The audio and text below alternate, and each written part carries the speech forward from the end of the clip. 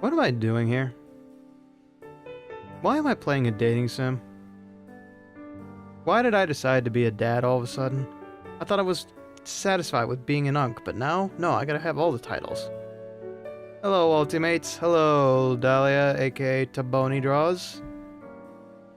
Not again, Dank. Not again. No worries, Tony. Gotcha! Got the desk in. Excellent. Well, I wish you luck. Please don't break any fingers. They are very valuable to very many people, including yourself. I am, as per usual, waiting for the Twitch crowd, although subscribers are plentiful over there, to come on back to us before I begin formal introductions. But how y'all doing this evening? I am exhausted, to say the least. If you had a child, would it be Bones Jr.? God forbid it looks like me. I look like a moving truck hit me, which it did. Nah, I would never actually, like, legit, in my family, I do share first names with a lot of my ancestors. We have this, for some reason, it's a running tradition in my family to, like, just move around the first name and the middle name. Like, my father's middle name, like Papa Bones' middle name is, quote unquote, something Ricky Trujillo. If we're gonna keep it nice and anonymous like that. But, I don't know. I doubt it. I did double check the game and it's not gonna let me name my daughter, unfortunately. Senor. Please don't say something like that. You have the name thing too? Oh, don't tell me that's a tradition everywhere else. I'm the third of my name. Oh, interesting. Yeah, but in my family, for some reason, like, I guess first sons end up receiving the father's middle name. Hence why I'm called Ricky. Yeah, I'm sorry if I sound very tired. I had a large meal, and I've had a lot to do recently. I hope y'all are doing well, though, and now that the Twitch folks are all back, for those who may not know me, I'm a streaming skeleton, singing sometimes, making music other times, and of course your detective, Ricky T. Bones. Got mine from my great-grandfather/uncle, and middle name from my abuelita. Ah, intriguing, okay. So that's how people make it feel familiar-esque. Interesting. Didn't know that was a Hispanic thing. I thought it was just our family being weirdos. Then again, like, especially on my grandmother's side, my father's side, they got some pretty royal blood. Like, there's a proper name I can't say, but it, like, I think I've told this story before. My father visited some cousins down in Mexico. They mentioned what their last name was, and immediately, the cop that pulled him over was like, "Oh, I'm so sorry, senor. Forgive me, senor. I did not mean to say such frivolous things in front of you, senor. Please go along your merry way, trampling over all these, bones in front of you."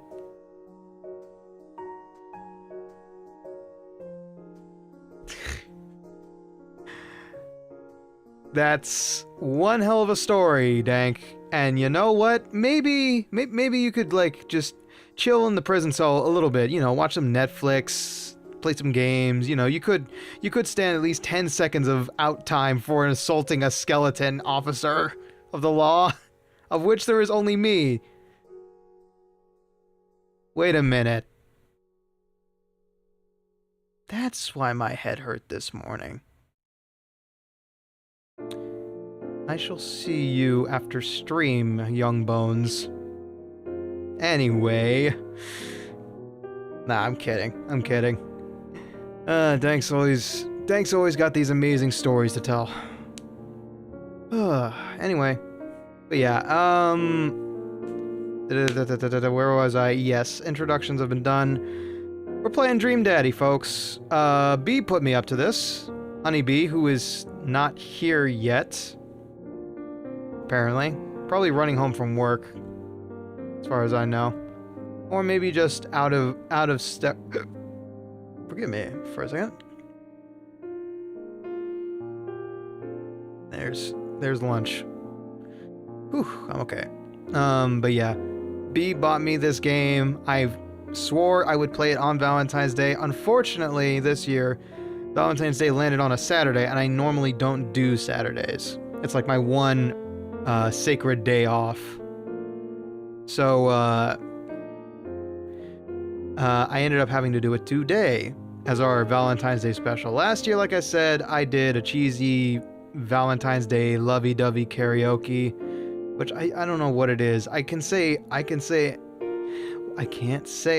what I say normally during songs out loud. I don't know what it is. There's just a small tick in my head that says, don't say it unless you mean it. Never say it unless you mean it, and to whom.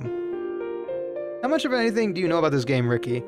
So I know it is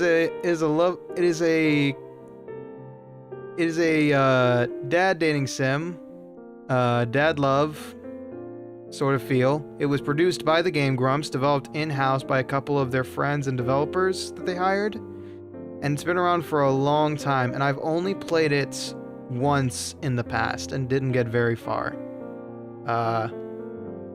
Someone invited me to co-op it with them, and we didn't get very far. So, I know a little bit about it.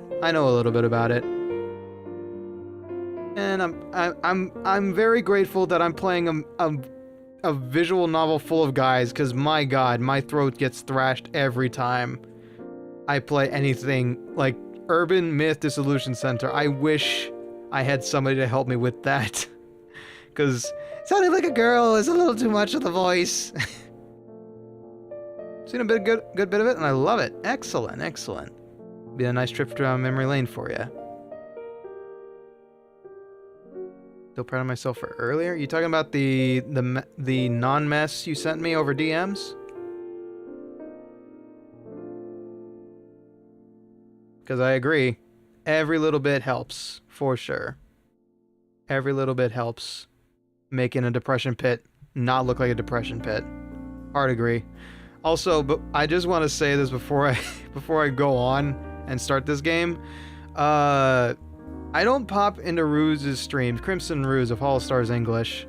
I don't pop into Ruse's streams enough, for the record, even though I'm a decently, I consider myself somewhat of a Ruseator. He's a cool guy. He's a really cool, absolute nerd of a man who's got an amazing voice.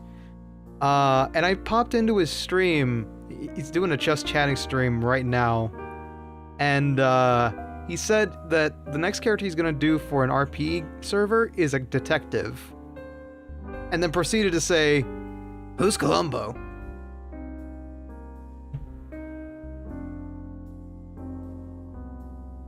How? How can the most internet famous detective, thank you Johnny Matrigano, slip through the meme lord Crimson Ruse's gaze? That's impressive. That's friggin' impressive. But then again, Columbo is an old show that is totally not indicative of my age. It's my mental age. Don't at me about that. But yeah, that impressed me. That stunned me, and I just felt like I had to say something about that. Like, man, how do you not know the best fool detective around? Wow. But whatever, it's fine. Not everybody knows about Columbo. Hell, I barely know. I think nobody here knows about the Rockefeller Files and a whole bunch of other old TV shows like that. It's probably well beyond like Tony's time, for example. But Tony grew up with a lot of old stuff, though. Anyway, tangent aside, I will be going through this dating sim as best I can. However, I do have to make one note. Because we have so many series going on that are also visual novels, this will not go longer than 1 episode. I'm sorry to say. We will be set in limbo until I can kill some more series. So, enjoy this while you can. I will not speed through it. We will just enjoy it as we see fit. Alright, folks? We've got too many series going on, and I need to kill a couple. Where's Dark Souls Sundays? I don't know! I don't know! It's been gone for 2 weeks. I put out notices about it, and it's still missing! I don't heckin' know, man. I got roped into a bunch of stuff. First Sunday... Oh, goodness. I can't bite it! He ate the Dark Souls. Hello, Doug. Welcome on in. Welcome on in. I will get back to Dark Souls as soon as possible, but unfortunately... welcome on in, Short. I am not a DILF. I'm an unk. And I don't think I'm that on the menu in terms of that, in terms of unk either. But welcome on in. What was I about to say? Oh yeah. Dark Souls will return next Sunday, guaranteed. Hell, I would even do a two streams for missing Dark Souls so many times. True, I am about to be. Oh god. Nice! And I got sniped! Thank you, Doug, for the 2 tier 1 gifted. Congratulations, Anadelna and Super Curb 14. Congrats. Hey, I'll take dads over souls today, but only today! Yeah. It'll be gone for this week because I did not feel like doing 5 days after pulling off the tournament. But there is exciting stuff planned for this week. We are still continuing Urban Myth Dissolution Center. We are going to be playing with the Monkey Man, and I'm going to be forced to deal with horror games, so y'all got plenty of content to enjoy. Ricky doesn't have a dad bod. He's too bony. Thankfully, yes. Thankfully. These bones are never going to put on weight if I drink more beer. Or drink beer at all these days, anyway. Alright. Enough chit-chat. Enough chit-chat. Why is there persistent pings? Piper, please. I know you're live. I wish I could watch. I wish we didn't have overlapping streams. I have overlapping streams with Piper. Oh, it's Piper. Crimson Ruse. And dear old dad, speaking of dads, Calliope Mori. Ricky about to grab an extra pair of underwears come Friday. Yeah, I have to play horror games for Vylimpia because somebody was very kind and generous and donated to the cause that helps us get logos and branding for the upcoming Vylimpia tournaments. So thank you very much, Doug. And Tony, of course, and everybody else who donated money. Thank you so much for helping Vylimpia get off the ground next season. Oh, hello, B. You're still at work? Because we're about to get started. All right. All right, let's begin. Do let me know if the game is too loud because it has one volume slider and I had to try and fix it based on the main menu music. Some random's car in our driveway. What the hell? Tell him to get out of there. We all love you and the people of Vylimpia. Kudos to you, man. Thank you very much for supporting the cause. And thank you very much for future participants, of which we might have a familiar face next season. Amongst the skeletons, well, relatively the same. Amongst the wild cards, there might be a familiar face. Should he get in. That's creepy. That's really creepy. Yeah, handle that with care, B. Handle that with care. Call the cops if it's really suspicious. And check if a cousin from out of town decided to show up. That's the only thing I can suggest. But stay safe, please. Stay very safe. Now, I will let that situation lie. Stay focused on it if you need to, but for now I am going to get started with the game. Okay, cool. Thank you for the reassurance, B. Alright, folks. So, this is a lovingly gay little dad dating simulator. I will admit, off the wrap, I am straight as an arrow, but I do appreciate a good dating sim, a well-written one sometimes, and a visual novel that's got this kind of crazy character design. Like, all of these faces are really good. All of these character designs are really good. It's from what I remember a fun game. So we will get started now. Exactly. Yeah, you don't have to be gay to enjoy this game. All right.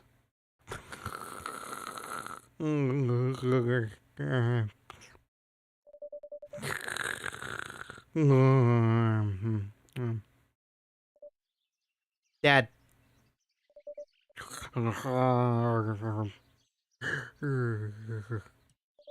Dad, wake up! Pretend to be dead.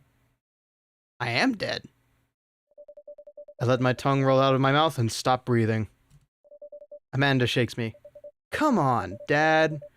This hasn't worked on me since I was 6. I'm sorry, Amanda. This is the end for me. Dad, I swear to God. Amanda, I bequeath to you all of my earthly possessions. Spread my ashes over my recliner. I knew him well, Horatio. I knew him well. Okay, enough of the dramatic sound effects. Okay, well, your corpse better get into the moving van, because it's leaving soon. Finally open my eyes and sit up. I'm lying in the middle of the living room, spooning a moving box. I yawn and stretch. Morning, Manda Panda. Yikes, dad breath. Go brush out your teeth. Yep, we get to design our very own dad. Ugly thing with flesh, but you know what? We will make it work. So, obviously, homie's got to be skinny as a rail, right?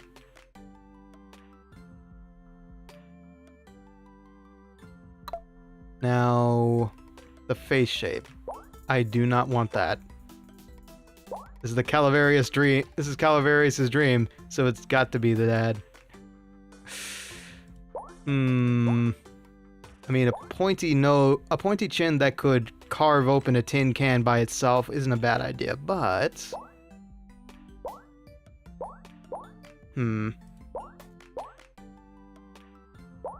Square it out, that's fine. It's a bit more like this skull here. Hair. We don't need hair where we're going. Maybe a hat will be nice, but I doubt that's an option. Oh, God. Where is the Holoda eye sockets option? No? Nothing? Okay. Well, let's... I do not want nickel arc eyes. Terrifying. Eternally tired eyes is not a bad idea. That is actually very close to my usual eyes every day. That's just like... It's 4 in the morning, and you decided to wake me up because you heard a cat outside. Go back to bed. I'll be up in an hour anyway. Oh, I should be playing this... I shouldn't be playing this... Let's see. Oh, there is no controller support for this. Or I started it without the controller. Okay. I should probably fix that then. Give me a moment, folks. I'm going to hide it. And then... Yeah. For some reason, my controller wasn't working. Okay. Now, yep, you can see my mouse now. Excellent. Okie doke. Alright, controller. For once, you are not being used for a visual novel. You will come back later for Urban Myth Dissolution Center. Now, let's see here. Yeah. I think tired and stern. This is kind of how Papa Bones looks all the time. Just tired and stern. Ooh, the point. The Snidely Whiplash, they call him. What does second column, third row look like? Second column, third row.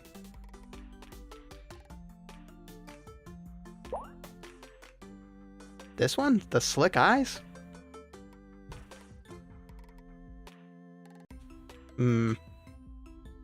It's pretty, but not my cup of tea. The left one. Whoa. That is some determined looking eyes. That is eyes saying, "Daughter, you are going to be a baccalaureate someday. Mark my words. I'm going to put you in the finest school institutions, and for that I must work 80 hours a day. Goodbye, my child." Nah. We gotta be honest with ourselves here. Oh yeah, eye color. Subtle brown. Sure, why not? Nose, nose, nose. Does the nose knows where the nose goes? Let's have a look here. This will be 1 hour of the stream. Don't worry about it. It's normal. This one will do, okay? Mouths. I don't smile. What do you take me for? I'd say nice little line. Ugh. Mischievous little cat. Nah, I'm good. Nice little line like that. Skin tone? Oh, lipstick. I see. Gotcha. Eyebrows. Eyebrows. Gotta get some... I mean, technically it would be no eyebrows, but... just something subtle will do.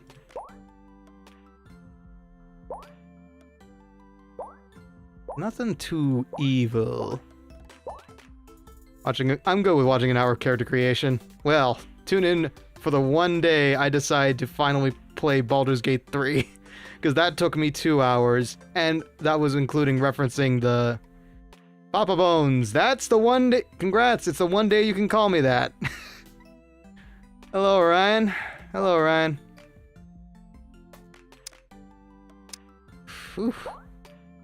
Ooh, I do like the scar though.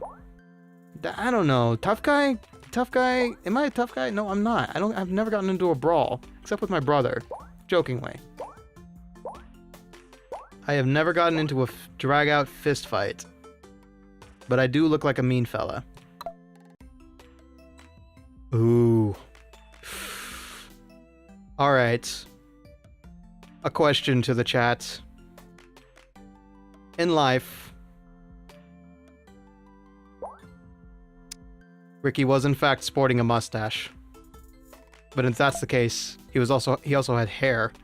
Is this a live Ricky or a man who looks like a skeleton?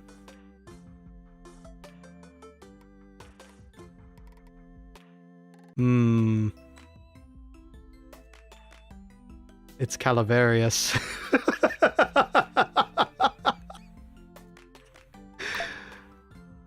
If it's Calavarius, this is the widest I can go. Okay, yeah, actually,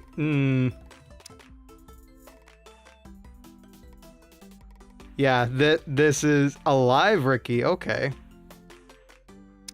Then in that case, just this once. Very well. I get a head of hair then. When he was alive, he had a dignified haircut, something that was business ready. Now let's see here. That's literally Dan and Aaron right here. Top knot, not a buzz cut. That is a fade. That is just not my style. Intriguing. Goku. Understandable.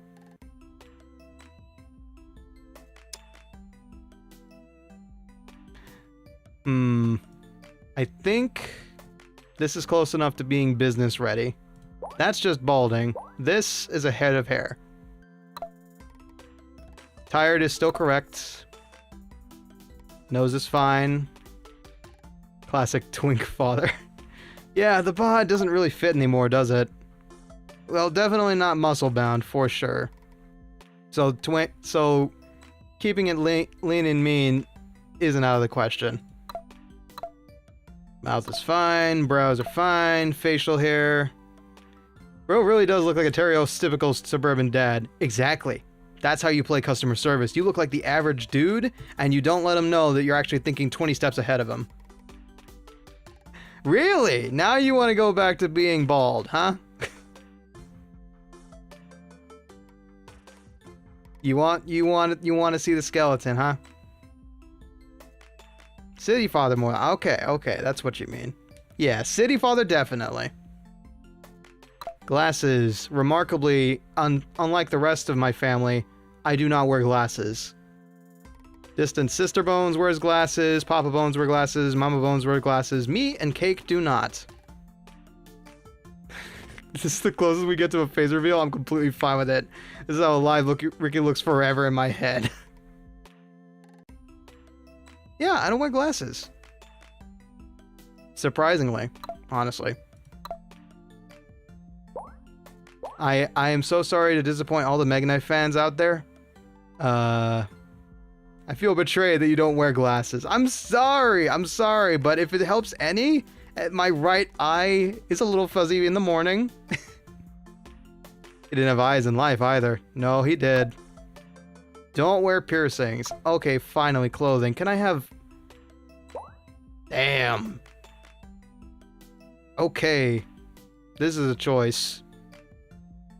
Ooh. See, this is what I would wear on the regs. For sure. You're good, B. You're good. That's a choice. That's also a choice, but also a really cool nerd choice. Damn. Who is your tailor? I love that outfit. Just lose the shirt. No, I'm good. I'm good, man. To each their own, but it's not my style. Cats. Yeah, no. As much as I understand that this is a dad simulator, Ricky Dad does not wear patterned shirts. Yeah, the Danny's sex-baiting leotard, I know. And Bergie. You gotta rep the Game Grumps stuff. Nah. I'm a businessman, you see. I absolutely take people for everything they've got. Okay, just out of curiosity, is this too much? Surprisingly, no, actually. That is correct. That is more correct than going with tiny. Because, yeah, no, this is actually more correct. I'm not gonna lie.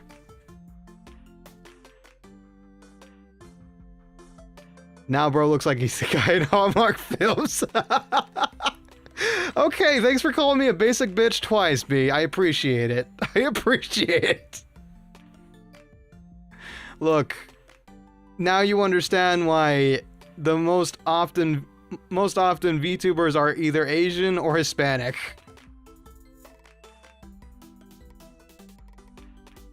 It plays the game multiple times to get every dad. Ooh.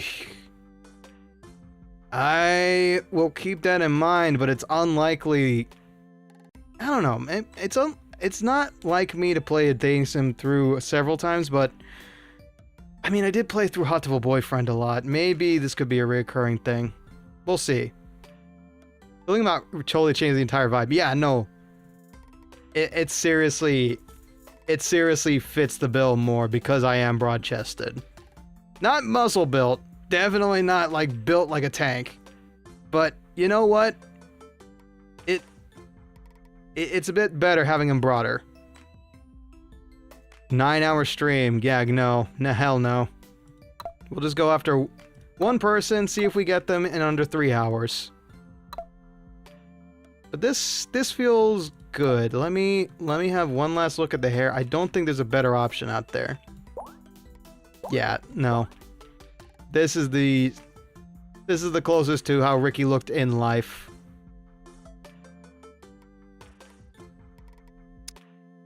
Yeah, a little bit more of a warm tone hair. Gonna make that match with the facial hair. And voila, you have yourself a Mexican husbando. All right, is there any objections from the peanut gallery? Oh yeah, B, I forgot to mention this.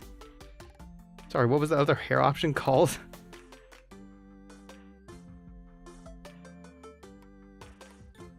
Totally didn't screech. Okay, good grief.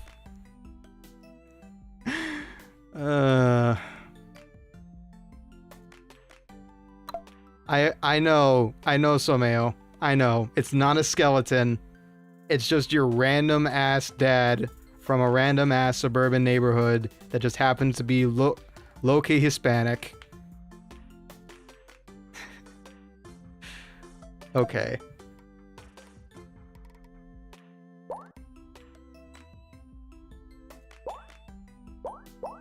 Yeah, there's not much. Oh, wait.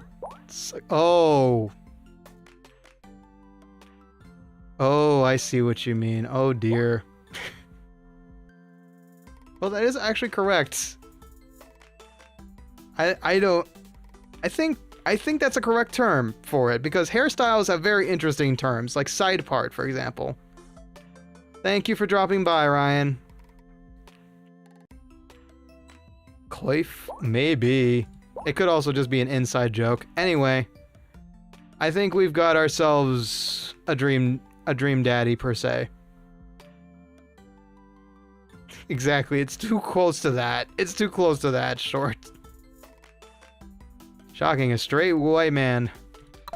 Well, not exactly a white man.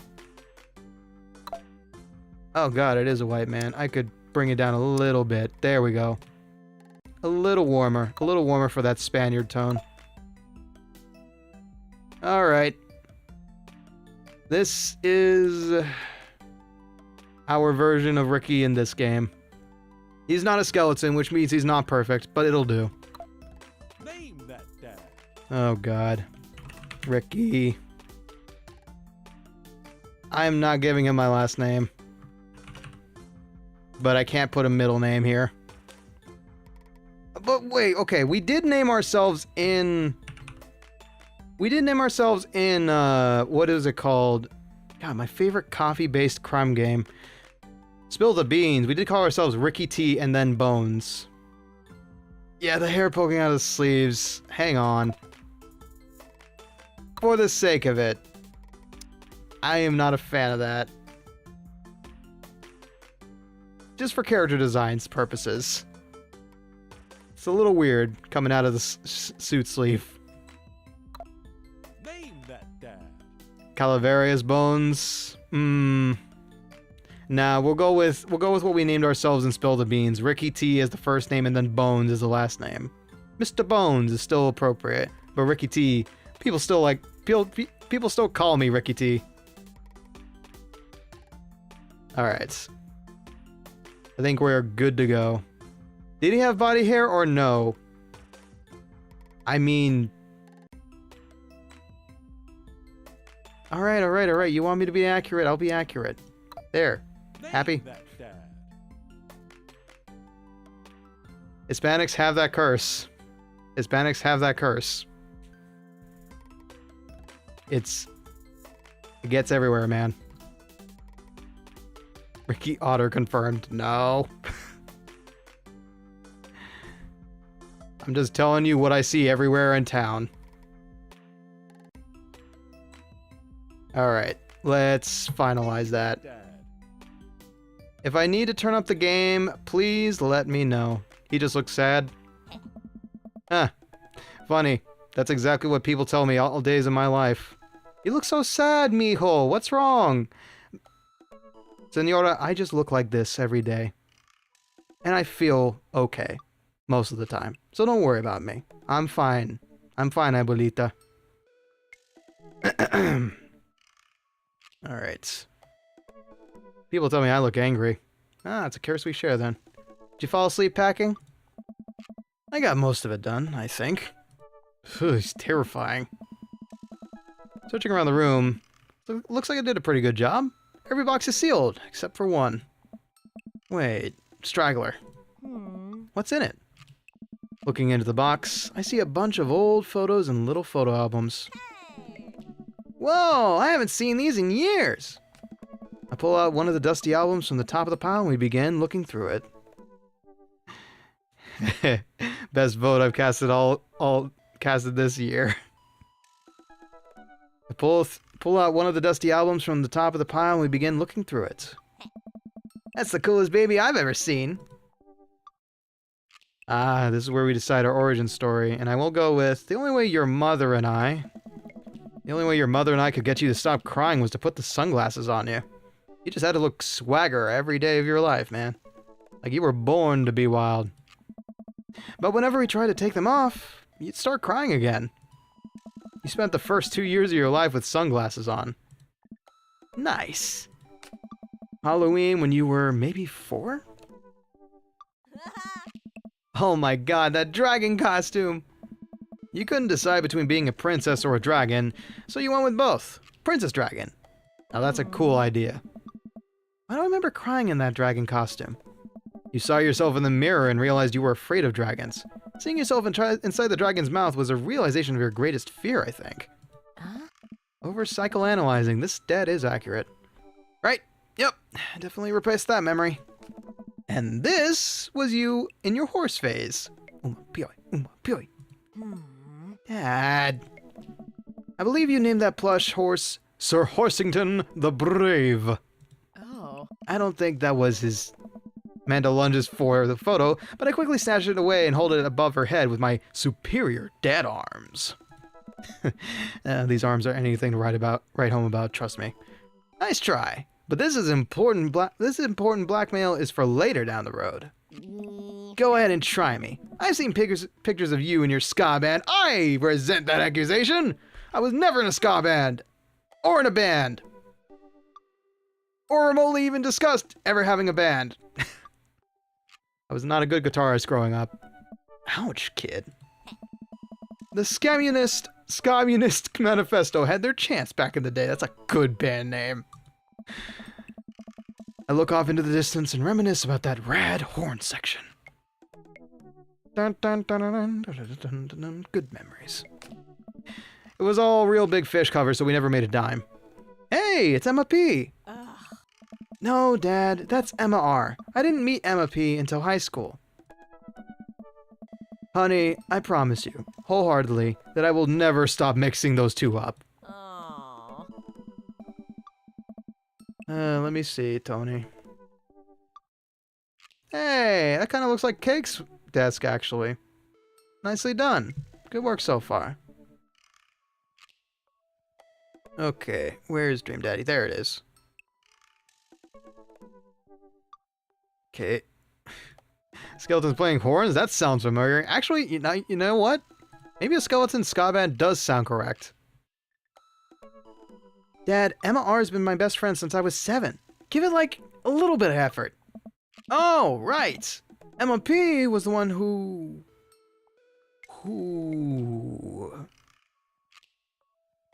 Wow, that's some heavy accusations there. I think... Of these 3 options, I'd be okay with my daughter being friends with an anarchist instead of these 2 terrible options. Yeah, she fired a flaming tennis ball at the police station. Lighter fluid, tennis ball, tennis racket, right? Dad, that was you.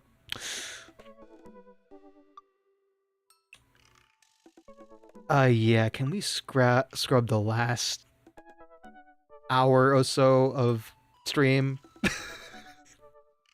No, that's fine. Oh, right. I was a wild child. I was 6 when you did it. Okay, Amanda, I wasn't aiming for the police station. It was just so happened that there was a police station in the vicinity where I wanted to hit a flaming tennis ball. Oh. Yeah, I remember you explaining that to the police. They didn't believe me either. Ah. Anyway, I gotta show this to MR later. She'll get a kick out of it. The first photography award you ever won. Yeah, and it got us a $20 gift card to make Fridays. Score. That'll get you like half a meal for two. Alright. And then you got food poisoning from the cheesy tostada blasts. Brother, if you bought something that's called a cheesy tostada blast and expected it not to double you over in pain, I don't know what you were expecting. I think you mean food poisoning. You know, with a Z. Ugh. Dad. And thus begin the dad jokes. Disgruntled Detective Bones shooting balls of fire at police HQ. I was only 2 points off the entrance exam. How could you? I was gonna be a captain. Whoosh. Still can't drive past McFridays without gagging. You know, funny you say that, B. Long time ago, Cake actually won a photography contest. It was a little one put on by a homeschooling group that we were a part of, and I believe Cake won first prize. And it was just an elegant photo of a bird inside of a zoo exhibit. It was perfectly profiled, standing on a branch. Cake managed to get close enough to avoid the glare. Yeah. No, Cake's a good cinematographer, honestly. Like, I've told y'all this before. Cake has made films. I learned a lot about angles, cinematography, and staging and all that from him. Handling a camera is... I've handled a DSLR several times now. It's kind of why I'm good at doing thumbnails, I think. Have I showed you some of my photos? No, I don't think so. But be careful about what you send when it comes to photos, folks. You know, it can be too revealing depending on what you send. That's why I don't usually share many IRL photos online. Still proud of you, though. Amanda reaches down into the box and pulls out one last photo. Neither of us say a word, as we stare at the photo for a long moment. I finally decide to break the silence. Yeah, always be wary of reflections, too. Yeah. Pictures of flower. Oh! Good choice. Good choice. Natural beauty like that is very good to capture.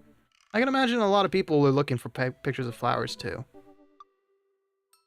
That'd be sweet to see. Wow, my voice is not okay. This is the day you were born. It's kind of a funny story. We got into a car accident right there in the hospital parking lot. It wasn't anything big, just a fender bender. But of course I was freaking out, and the little old lady who crashed into us was freaking out, and I didn't know what to do. But your mother? Oh man. She holds my hand and looks me directly in the eyes. Calmest I've ever seen her. She says, "It's okay. It's all gonna be okay."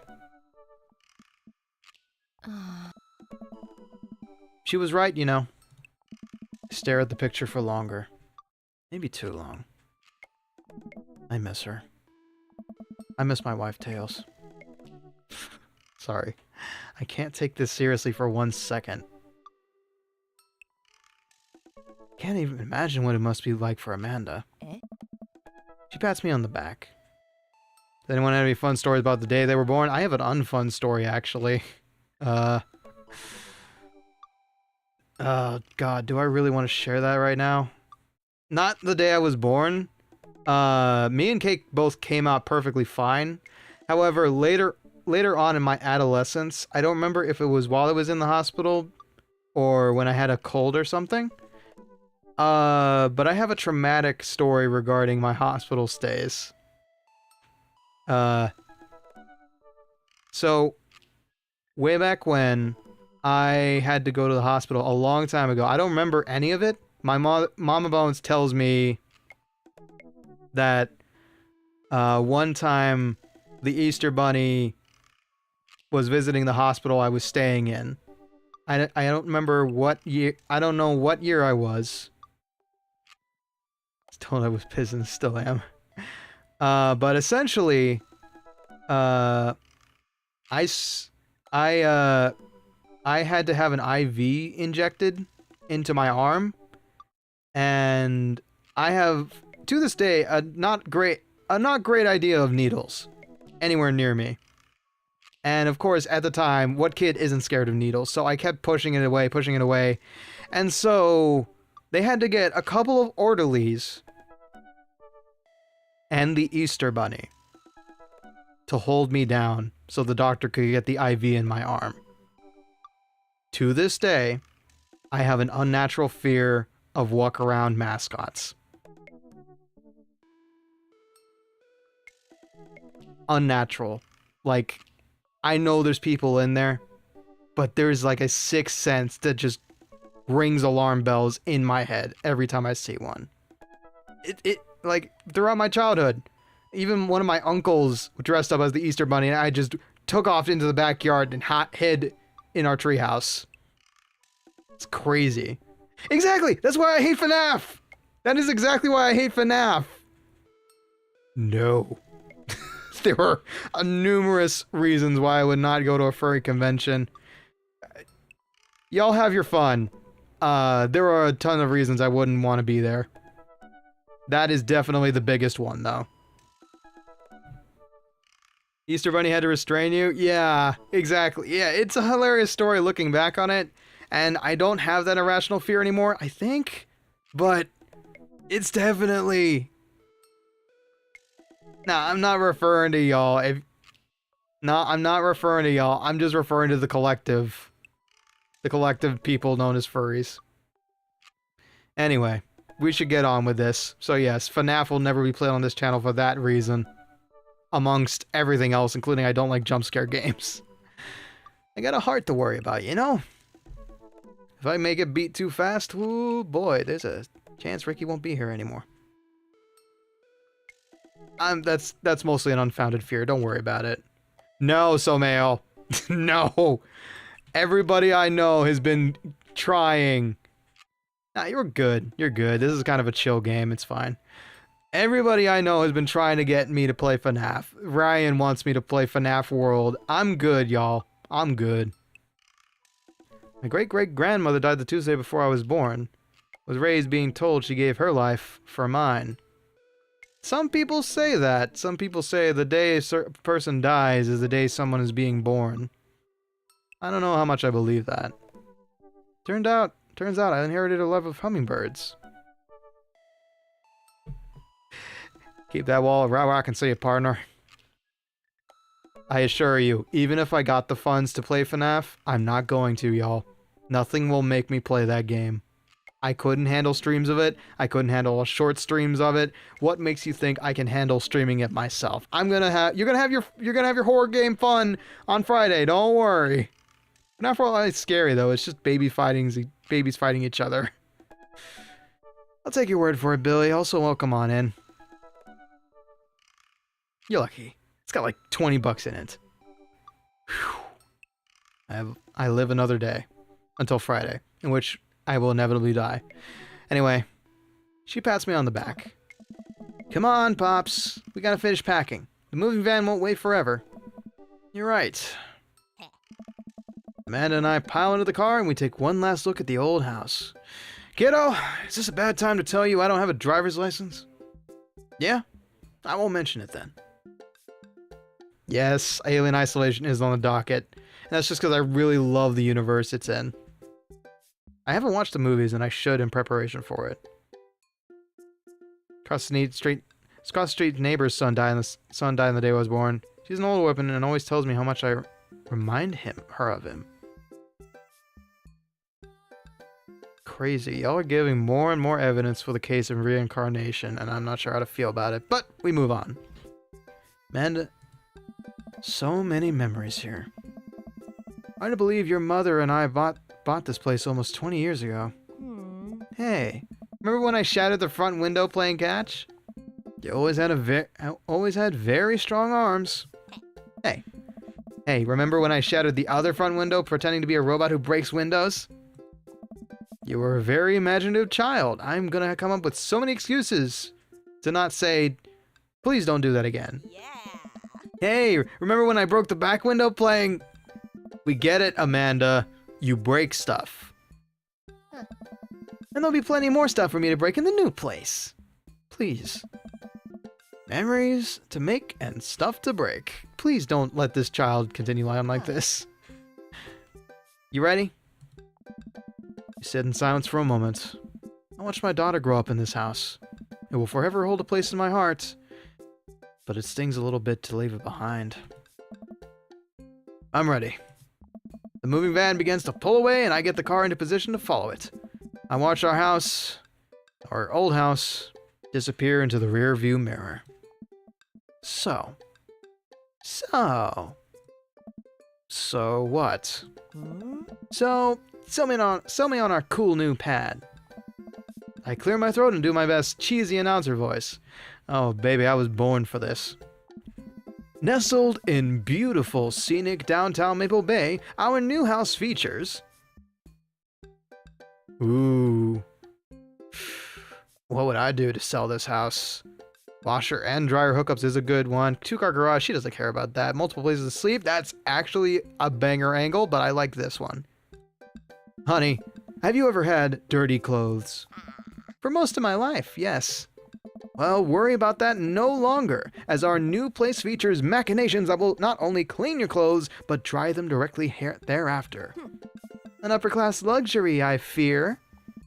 The concept of clean clothes is no longer in the hands of the fat cats upstairs, sweetie. Anyway, it's also smaller than our last house. Cozier, one might argue. That's a good way. Yeah, good spin, kiddo. Yeah. I think it's great. Won't we be closer to a lot of cool stuff that we can walk to? So I won't have to waste gas? And I mean, trying to park downtown is, you know... Oh, she does drive. Amanda, you know you're gonna have to learn how to parallel park at some point, right? Not gonna happen, Pops. I think someone needs to do a 3-point turn on their attitude. I don't know how to do that either. Damn. She is my kid. Have you met the neighbors yet? Not yet, but the neighborhood seems pretty quiet. So you won't have to chase any rowdy teens off your lawn. You are the very teen you mock when you say that, honey. I would not call my kid these nicknames so many times. Although Mama Bones does. Mama Bones actually has a couple of nicknames for me and my brother, and also tends to call us the wrong names because she has 4 sons and a half-daughter. It's a problem, but I think like year 30, she'll finally get the hang of it. My year 30, not her year 30. I'm in my last year of high school. I'm practically dust. Please don't make me feel old. Yeah, you're real. Don't you dare. How does one have a half-daughter? I am a second marriage kid. So I have two older half-brothers and a half-sister. And my sister is from my dad's side. My older half-brothers are from my mom's side. Senior? Dad, I know where this is going. Citizen. I'm just gonna ignore that. I don't know. I think parents just do that. Maybe. But I won't forget it. So, what's item number 1 on the new house agenda? Well, first, we need to forge a path through the solid wall of boxes that is blocking the living room. I still have to install the washer and dryer. We need to go grocery shopping. Pops, cool your jets. You have to promise me that we're gonna take a break and explore the neighborhood. Okay, you're right. We'll get some work done and then check the area out. We pull up to the new house, swanky suburbia. And they even got satellite TV up there. Damn. We pull up to the new house and step outside. The lawn is freshly mown and the for sale sign is still in the new yard. Hey-ya! Not the windows! And with a swift kick from Amanda, the for sale sign is no more. Nice form, Sweet Pea. I got a problem with authority. I should turn the game up a little bit. Should. I don't know if I will. Should I turn the game up a little bit? Up to you. Yeah, that would be stepdaughter, half sibling. We also use that term around the house. I'm so proud. Man, all that karate chopping tuckered me out. I could really go for a sandwich. An ice cream sandwich. Ooh. Game is a little bit quiet now that you mention it. Thank you. I will save. I'm going to have to subject you to the loud menu music real quick. Give me a second. Going to push it up to here. Continue quickly. The main menu music for some reason is really loud compared to everything else. Okay, that is quiet music. That should be fine for now. Sweetie, it's 10 a.m. Ooh, okay. Legitimately? We're no longer be 40 degrees with the new space heater. Excellent. If this was me without the GERD, I would say I need some coffee ASAP. I gotta get my hands on a nice cup of the old bean juice or I'm gonna be useless all day. I think we passed a coffee shop on the way here. Maybe we could check that out. Let's do it. Coffee. Wheezing. We walked down the street to the Coffee Spoon, a cute little place on the corner. Man, this is such a convenient walking place distance from our place. I mean, I guess. What's wrong? Why would I go somewhere else and drink coffee on a couch when I could just drink better coffee at home on my own couch and not have to make awkward eye contact with other people? I don't know, maybe go for the vibes, go for the ambiance. I've been in a couple of coffee bars now, and let me tell you, you pay for the experience. Starbucks, yeah, it's not really something worth writing home about, but if you go to an actual coffee bar, they're swanky places. They're swanky places. I went to one in Austin one time when we were visiting friends. It was good. The lattes were divine. Anyway, let me try this line again. Why would I go somewhere else and drink coffee on a couch when I could just drink better coffee at home on my own couch and not have to make awkward eye contact with other people? At least when I'm home, some random guy isn't going to come up and sit on the recliner next to me, and I won't feel like a little weird about it because technically he's not sitting at my table, but he's very much within my personal zone. May I suggest no coffee, just raw tiredness for the whole day. So Mayo, I hate to tell you this, but that is actually what I'm living. I cannot drink coffee at the moment, and so I am just eternally tired now. Dad. And what's the etiquette when you've had a dirty mug? When you have a dirty mug, is there a bin? Do you go set it up in the counter because you don't know where else to put it? You and me both. Amen to that. Okay, we got a 30-second ad coming in on the Twitch side of things. A lot of y'all are subscribers. For those folks who are just lurking in, you know, maybe have not been sniped by Tony or Doug, we will take a small 3-minute break. Have a nice chat with you subscribers and y'all on the YouTube side. You panic and put the mug in your pocket and take it home. Exactly, Waltermate, exactly. Now that is good social survival right there. Legit though, these little insecurities I've definitely had at some point in my life. Like, I do overthink a lot of stuff. Like, even to this day, I got to play on, what was it, on, today is Sunday, so it's yesterday, I actually got to play Marvel Rivals with a couple of cool folks, and even though, like, I'm a streamer, I talk to y'all, I talk to random people all the time, I was hella nervous to jump into the voice call and start playing Rivals. I feel so uncomfortable at Starbucks. No, yeah, that's fair. That's fair. Like, there's a lot of people who deal with social anxiety and don't deal with it well. Like, legit. I understand it completely. YouTube. Stream. Twitch. There's your ads. Okay. Now the 3 minutes begin.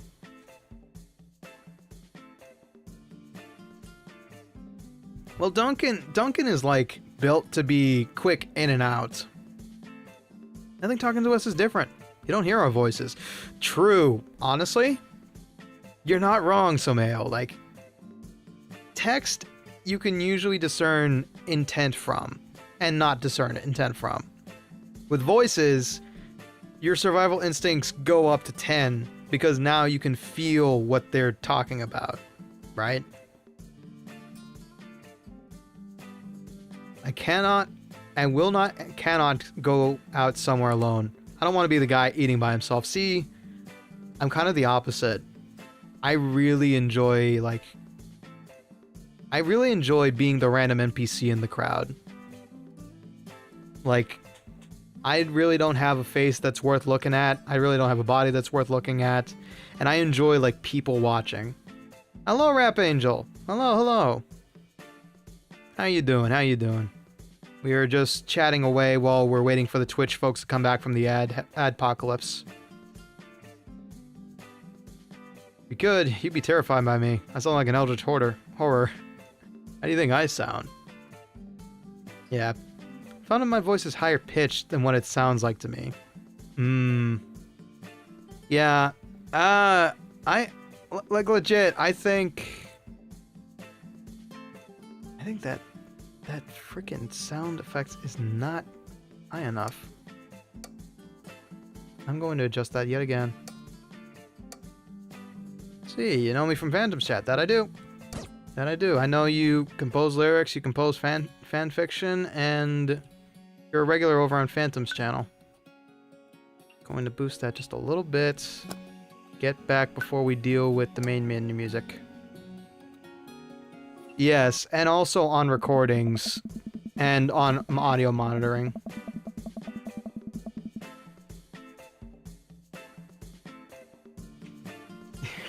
It doesn't help. I know, B. I know. Like, legit, you just have to not worry about how you sound. Look, everybody... How do I put it, man? Because I think... I'm always self-conscious about my voice, if you can believe it. Like, every time I talk, I sound like a villain from an old 70s cartoon that sells toys. Like, I'm always very self-conscious about how I sound. When I talk low, I have a rumble. Sometimes I sound like Skeletor. But in reality, it's just like, I sound menacing. I look menacing. I look the part. I act the part. And I'm trying to actively counteract that with everything I do. But people don't look at me because of how I look. So I get it, B. I get being very self-conscious about your features. Don't worry about it, though. Don't worry about it. Like, genuinely.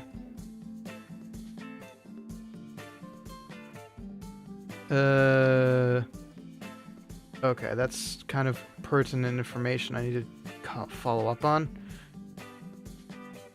But yeah, no, I get it. So I think my solution has just been to understand that it's my voice. Everybody else just has to deal with it. We should go back to wearing masks. You don't need to see me. God, I wish I could. But then I would be confused for my not twin brother cake. You, like, legit. That was the biggest thing. Oh, okay, that, and we also got confused for twins at a hair salon. Just for talking to each other. As if we were thinking of what each other wanted. And like I said during the fighting game tournament, I understand. Okay, I'm getting tangentially off the game right now. I should step on back, but long story short, the the mask, having only our eyes uncovered, meant everybody visually coined us in as twins. And then at a hair salon, me and Cake were just sitting next to each other talking, and somebody tried to ask, "Hey, are you guys twins?" No, we're not. We are just 1 year apart, and we were each other's best friends for like 17 years. You yearn for talking Dark Souls Sundays. I do miss the Yap Souls, but we should get back on track because I'm getting distracted here. Alright, so the etiquette of leaving a dirty mug, no, you just leave it on your table and somebody else gets it. Or do you leave it there and feel your face flush hot with a shame as you consider the possibility that there is in fact a bin somewhere just out of sight, and now you're that jerk who left the mug. Dad. You just afraid to meet new people? Yes, Amanda. I just instinctively said it. And my character agrees with me. I'm happy about that. We walk inside. Hey. Whoa. Howdy. The inside of the coffee shop is incredibly warm and inviting. Vinyl records line the walls and patrons lounge around on well-worn-in couches. Some cool tunes spin on a record player next to the little stage. Hey. Welcome to the Coffee Spoon, guys. How's it going? No. Something deeper.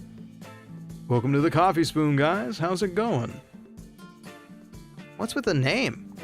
Oh, it's kind of dumb. Hey. It gets mentioned in this poem I like. I thought it was a good idea at the time, and now I suppose it's still a good idea because it's like the business is still running. But people ask me that question all the time, and I give them this same answer every time. And now I'm just standing here rambling, and I'm sure we're all getting more and more uncomfortable the more I keep talking. But man, we're in it now, and I can't stop. Hey. I see. You are one of our people. Hello. Live long and prosper. So, what'll it be? I scanned the chalkboard menu and immediately overwhelmed. Calm down, just think about how little you want to spend here. Wasn't there yesterday because screw Valentine's Day. Oh, I just read that, Rap Angel. Gotcha. It is a day. It is a day I don't enjoy. But I get to spend it doing something fun. A couple things fun, honestly. A couple things fun now that I think about it. I treated myself well yesterday. Thanks to some other folk. I'll have,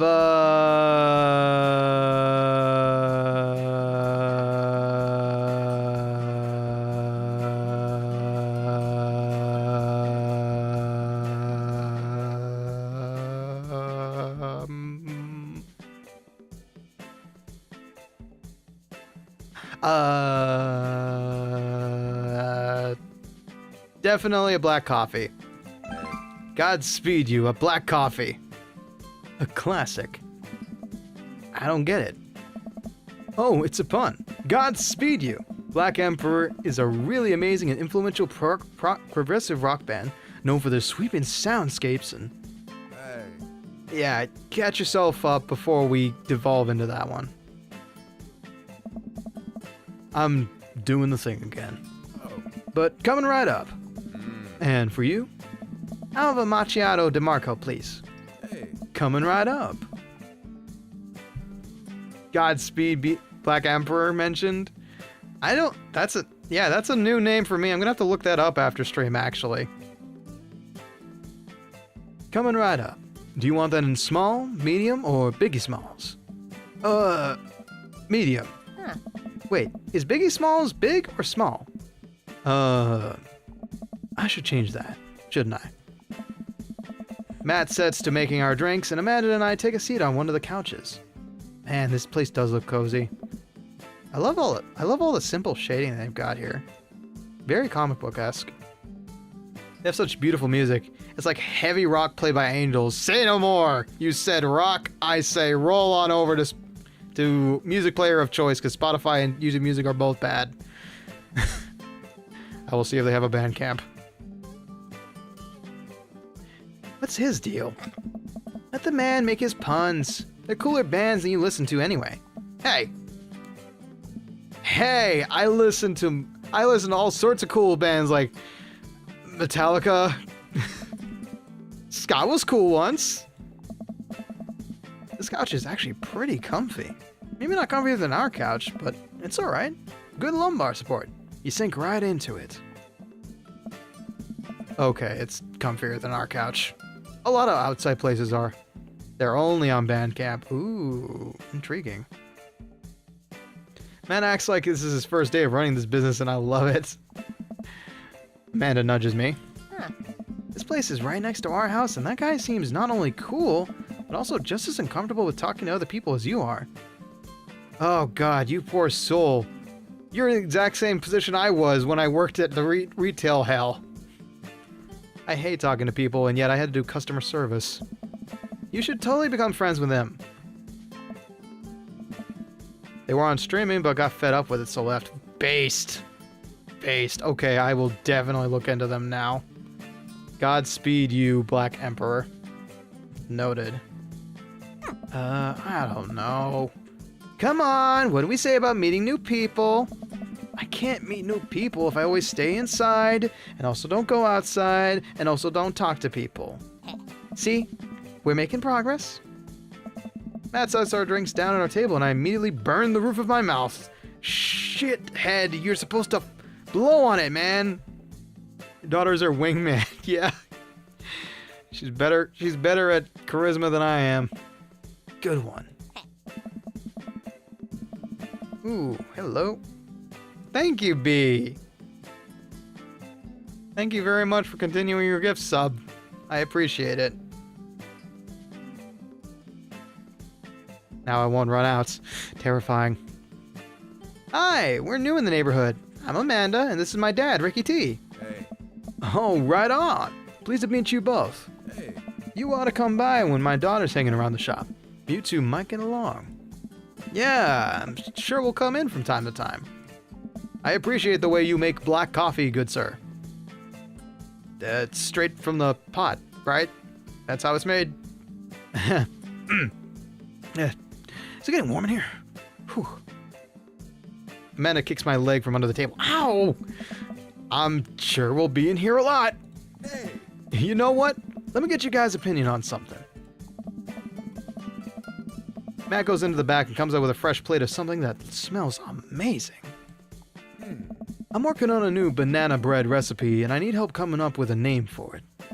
Well, I think we're gonna have to taste test it first so we can get the full flavor profile of, you know, and really appreciate the flavor sensations of... Meta nods vigorously. She knows this game. Yeah, we need to get that nana bread a taste. If you want us doing free creative labor, I think that would be commensurate with, I've taught her well. We have trained for this day. The ability to get free food is absolutely paramount. This is how you get poisoned. True. I was just gonna give you guys free banana bread anyway. Right, yes, that. Matt serves us each a piece. Matt and I happily chow down. Yes. This is amazing! Hey. Thanks! The secret ingredient is bananas. So, any ideas? I'm stumped. Well, I think I might only be able to give you dad band puns, but I'll give it a shot. Ooh, banana bread Kennedys, good choice. Grateful banana bread. Right said banana bread. See, Grateful Dead is older. Banana Bread Kennedys is a punk band. I don't know Right Said Banana Bread. I don't know this band. Ooh, I gotta go with the Grateful Bread. Oh, yeah, he did not like that. All right, so nobody likes the classics. I get it. It wouldn't happen to be a nope. There's not. All right, I already screwed up with one guy. We're done. We're doomed, folks. We're doomed. Like the Jamrock Band, fronted by Jerry Garcia. Huh? That actually has a nice ring to it. Really? Oh. Yeah, Grateful Banana Bread. Strong decisions. That's art, baby. Hey. I wanted to say baby because I thought it would sound cool, but once I said it, That it just doesn't sound good coming out from my mouth, and maybe I should just leave saying baby to the professionals. Oh. Yeah, like me. Enjoy your coffee. Thanks, baby. Hey. See? Sounds good when you say it. I don't know. Holy cow. Across the way, a man catches my eye. He sits by himself, brooding over a cup of coffee. Our eyes meet, just for a moment. What voice am I gonna give you? Howdy, tough guy. I hastily look away, hoping he didn't catch me staring. Who is that? We finish up our drinks and head out. Oh. Thanks for stopping in. Take care. Silent Hill Pro Tech is the back of the coffee in the back of the coffee shop. Yeah. Okay, now that we're full of caffeine, where to? We should get back to unpacking. I got a lot on my plate right now. Did you know that moving is one of the biggest sources of stress for adults? Is it right behind the constant fear that you smell bad and everyone's too polite to tell you? Probably. Do I smell bad? Amanda gives me a whiff. You're fine, Pops. Let's just go home. Okay, good. I remembered to actually wear cologne today. Impressive Dream Daddy version of Ricky. Impressive. I get to work unpacking the various boxes around the living room. A couple hours pass and I get some good work done. The washer-dryer unit is both washing and drying, and we can actually walk through the living room without tripping over boxes. First visitor already? I walk over to the door and open it. Hello! Oops. Holy! Can you say owns a yacht? And wants everybody to know about it? Alright. So, instinctually, my goofy brain decides to give this guy a posh accent, but I already know this is a kind of respectful game, so I don't think that works. Maybe making him either... like, refined, I can definitely do, just like no slurring. Little tip, if you shower regularly and wear clean clothes, you usually don't have to worry about smelling too bad. Also true. Also true. Also, regularly changing your clothes every day prevents wrinkles from being unsightly on your person. I've seen people who wear, like, Supreme shirts, and that looks like they've been worn for 3 days in a row. Cut that shit out, folks, please. A handsome, clean-cut man stands at my door, brandishing a plate of cookies. Hello. Wow. Oh, I heard that. Oh, where are my manners? My name is Joseph. I'm your next-door neighbor. Oh, yes, hi, I'm Ricky T. That's what my name is. I saw the moving van and I thought I'd bring over some cookies. My daughter Christy wanted me to let you know she baked them herself. Oh no, he's becoming a dad right in front of your eyes. I've always had unk status, unfortunately for you guys. Doesn't apply to hoodies, right? Because I wear the same hoodie for a few days straight. Mercifully, no. When it comes to jackets, hoodies, etc., you can usually... I would suggest only getting away with, like, maximum a week or two before you wash it. Especially fleece hoodies. Maximum 2 weeks. Then you gotta wash that. Yeah, you're fine, B. You're fine. It's just t-shirts, like cotton t-shirts, that wrinkle easily.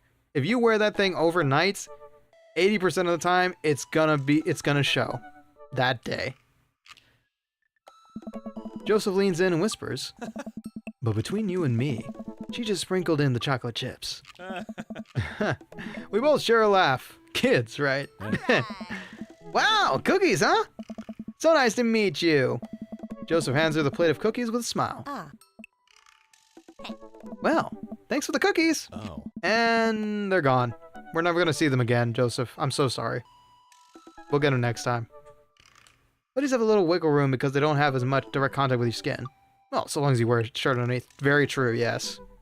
That is definitely the biggest reason why they can last longer. Amanda, come... And she's gone. That's my daughter. Her name's Amanda. She's a charmer. Daughters are tough. Sons are also tough. Children in general are just tough. I hear that. I mean, there'd have to be something wrong with you to try and raise more than 2. He's got 3 kids, doesn't he? I have 4 kids. What have you done? Way to bury yourself right before we get to the funeral. Oh, I mean, I meant... Don't worry. You didn't mean to be rude? Oh no. This is the first neighbor I've met and my social life is already in a tailspin. I wonder if it's too late to move again. What's in mouth? Yeah. Life hack. Just don't wear clothes. Never have to clean anything. Just stay inside, please. God, if only. If only. That's not how life works either. Oh, yeah. Okay. Hey. Is the missus around? No. Not anymore. She, died. Oh. Oh. Ah. I'm so sorry for your loss. No, it's alright. Wow. This is uncomfortable. We stand there quietly for a moment, acutely aware of how awkward we both made things. Yeah, no, just bring up your dead wife to the brand new neighbor you just met. You know, just don't sugarcoat it saying, yeah, well, unfortunately she passed away peacefully in her sleep about, yesterday. We're grieving for her still, but thank you very much for the cookies. There are better ways you could say it. There are better ways you could say it, man. I'm sorry. Can you close the door real quick? I look at Joseph quizzically, but comply. After a second, I hear a knock on the door. Opening it, I see Joseph standing there with a huge smile. Oh. Hey, I'm your new neighbor, Joseph, and I promise not to talk about your dead spouse this time. I'm throwing a barbecue for the cul-de-sac, and I'd love for you to come by and meet the rest of the neighbors in our community. What do you say, pal? That sounds great. My daughter Amanda and I would love to stop by. Also, 4 kids is a perfectly normal amount of children to have. This game has become straightest man alive. If I weren't afraid of putting that in the title, that would be a great second choice.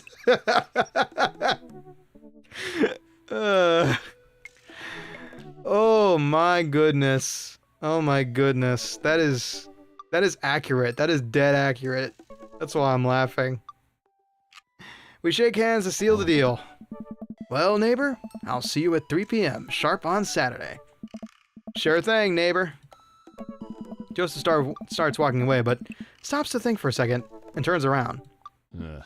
Hey, in all seriousness, raising a kid on your own can't be easy. If you ever need to talk about stuff, I'm the youth minister at a church down the street.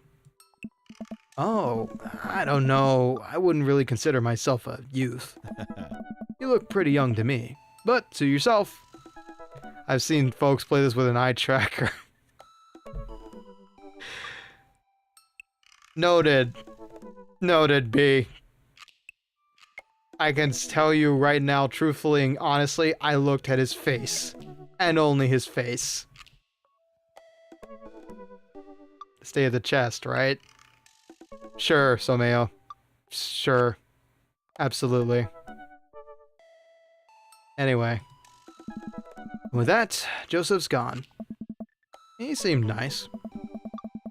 Amanda walks back into the living room, crumbs in her face, and cookie in hand. That was the smoothest recovery I've ever seen. I should be taking notes.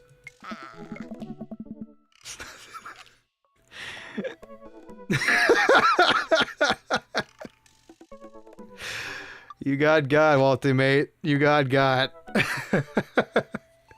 See, you're already filling in great. Where'd those cookies go? They're gone. I'm sorry. Hey! If it makes you feel any better, they weren't very good. Hey, don't insult our neighbor behind his back, please. So you ate all of them anyway? I guess that makes sense. I guess that makes it break time. Any ideas? Let's get some fresh air then. We could use a walk after a meal. Or you could use a walk after your meal. Let's hit that park down the road. I saw a ton of dogs there when we drove past. Okay, will you help me steal a dog? For the last time, I can't fit a dog into the pockets of my cargo shorts. It's physically impossible. What cargo shorts? Pardon me. I know it's a dad thing, but come on. Yeah. Oh, you're breaking my heart, Pops. Amanda and I begin a stroll through the neighborhood. I can't believe how beautiful it is outside. Kids are playing in the streets, and flowers are in bloom, and the faint smell of a nearby barbecue drifts through the air. This place is nice. Too nice. I don't trust it. Yeah, you getting the utopia dystopia vibes from this place too? Great. Alright, kiddo, break out the 45. We're busting out of this joint. God, don't! Stop! Not again! Not another visual novel! Not another visual novel that I accidentally wrote. Good eye, honey. You can never be too careful. See that baby in the stroller over there? Government operative. We're on to you, baby. Okay, so we are anarchist in nature. We walk for a while and eventually end up in a small park. Toddlers chase each other through the playground, and dogs of all shapes and sizes romp through the grass.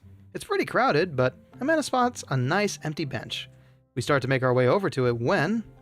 Heads up! Ow! A frisbee suddenly hits me in the face! Woof. A corgi with a neat plaid handkerchief tied around its neck bounds up to me, wagging its tail. Down, boy! Down, down, down! No tibia for you! No! This place isn't a dystopia, it's a suburbia filled with... Oh no. That is Ricky's actual hell right there. I am not an outwardly sexual person, let me tell you what. Aw, hello! He runs around a circle and nudges my leg with his nose. Oh god, this is the cutest dog! Pet the dog. Pet the dog. We have a game where we can pet the dog. We take it. But where do I pet the dog? No. You start with the head rubs, man. You start with the head rubs. You don't go anywhere near the chin where you get bit, and you don't dare try that. Head rubs. He seems to love a good head rub. All smiles here. You definitely could have caught that. The guy in a Hawaiian shirt jogs over to us and takes the frisbee from me. I disagree, sir. My reflexes are not what they used to be. Hey. You know, frisbees are traditionally caught with your hands, not your face. I'll tell that's a Fido there.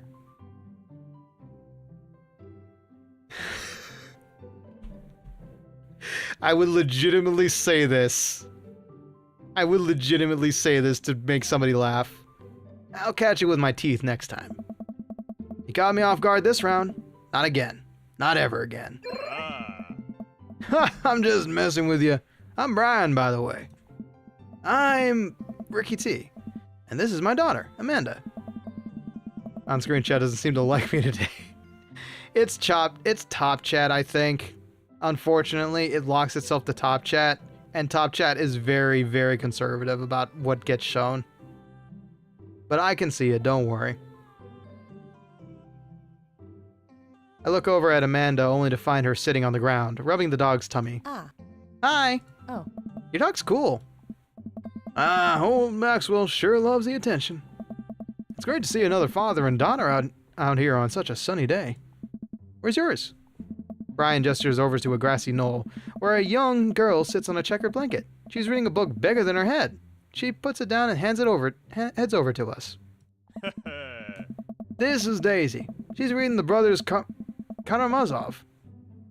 The Brothers Karamazov? I've never heard of that one. Her teacher tells me that she has the reading comprehension skills of a high schooler. Yeah, just like me. How old is she? 10. She's a precocious little youngster. Whoa.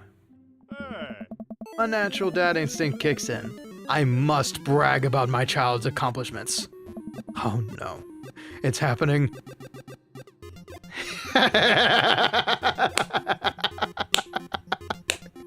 The Pokemon references don't stop, apparently.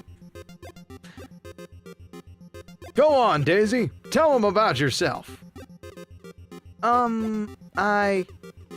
That's my girl. Ricky T. Amanda? Amanda! Get in there! Okay.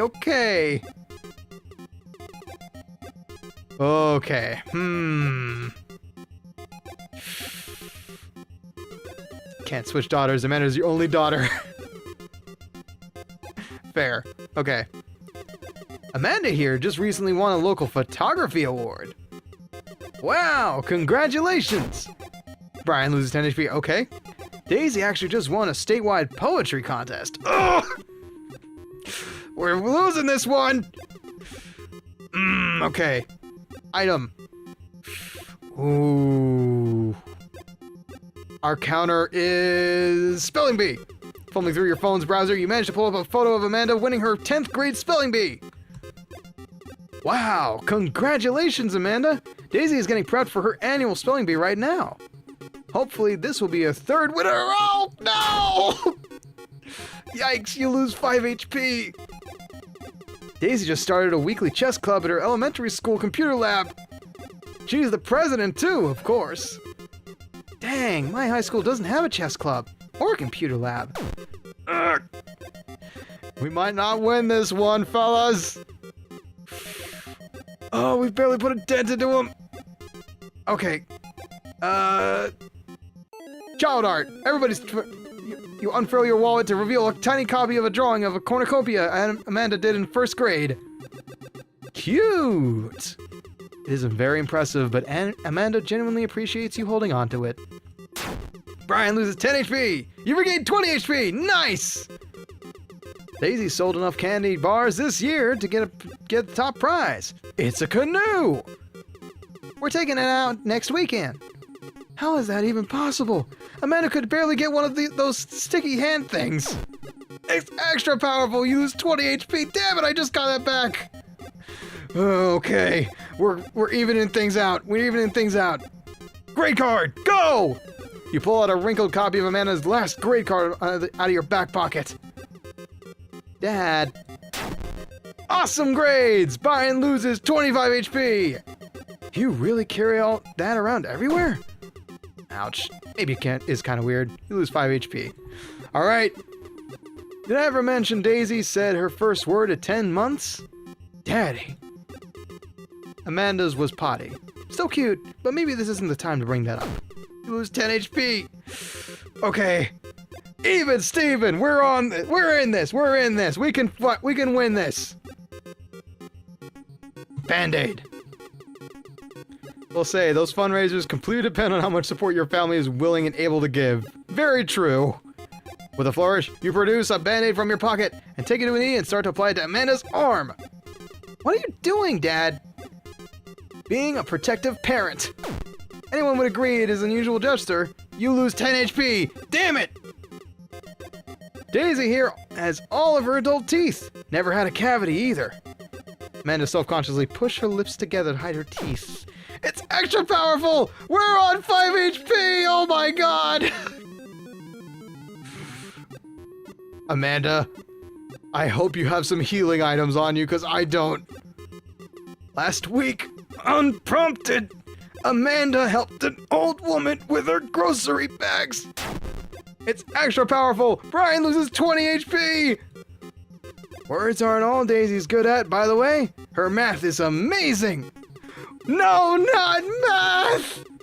One time I actually called her to double check my numbers before I made a cut for a support beam. You did that more than once, Dad. Doesn't that say more about him than it does about Daisy? Still. You lose 10 HP! No! I'm sorry, Amanda. I failed you. I'm a terrible dad! Dang, he's really got us beat. Boy, it's been such a treat getting to meet you two. Oh, do you have to add insult to injury by being such a gracious winner? Should have misplayed with a band-aid. Yeah, that was my Achilles heel. I knew that was gonna be an idiot move. So, I take it you guys are new to the neighborhood? We just moved in. You live around here? Yeah, we live in that cul-de-sac down next to the coffee shop. Calm down, you've only been one for like 98 minutes. Oh, they're very, very important 98 minutes, you know? What a coincidence! That's where we live too! Small world. Yeah, Daisy and I are in that little ranch-style house on the corner. I know that house. It's just like ours, but slightly bigger and better landscaped. Does this guy have to outdo me at everything? What a lovely place. Well, I don't want to take up any more of your time. A really nice meeting you guys. You have to stop by at some point. Yeah, definitely. Bye! Brian and Daisy walk further into the park with Maxwell happily trotting along in tow. Do you get the feeling that he was trying to one-up us? Trying and succeeding. Can't believe that kid's only 10. What was he even doing at her age? Brian looks like a ginger John Goodman. That's a great observation there. I believe you had a bit of a thing for horses. Shame that didn't pan out. Could have majored in comparative horse studies. It's not too late to minor in horse creative writing. Too close to the truth, Dad. Aww. Let us never again speak of the fantastic adventures of Sir Hoisington the Brave, an epic in 7 parts by Amanda Bones. I did not expect to see my last name there again. Good water. We laugh off the horse epic and walk around the park a bit more, enjoying the day. Well, time to go take a nap. All this sunlight is making me real tired. I don't think I got enough sleep last night.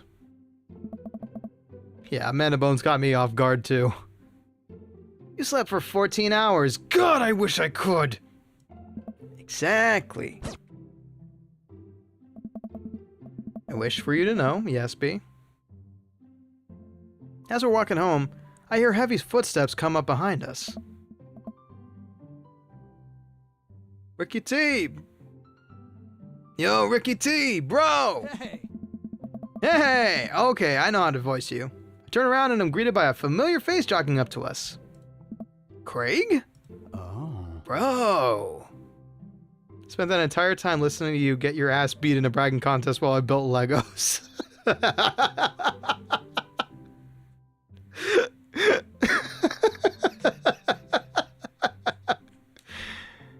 All power to you, B.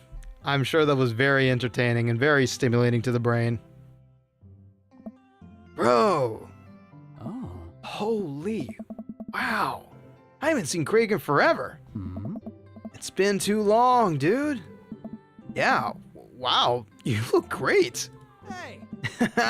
Yeah, I cleaned up my act. Cleaned up his act? Are you kidding me? He's ripped! Amanda, this is my friend Craig. We went to college together. We were roommates for a while, too. 14 hours of sleep is just being dead. You're telling me I can get more than 6.5 hours? Actually, yes. I once spent an entire day out of commission, in and out of sleep. I want to reckon I got 14 hours that day.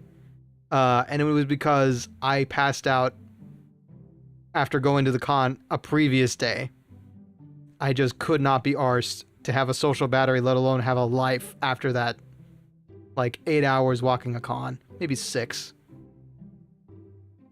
I get 14 hours of sleep a week. It's not that impressive.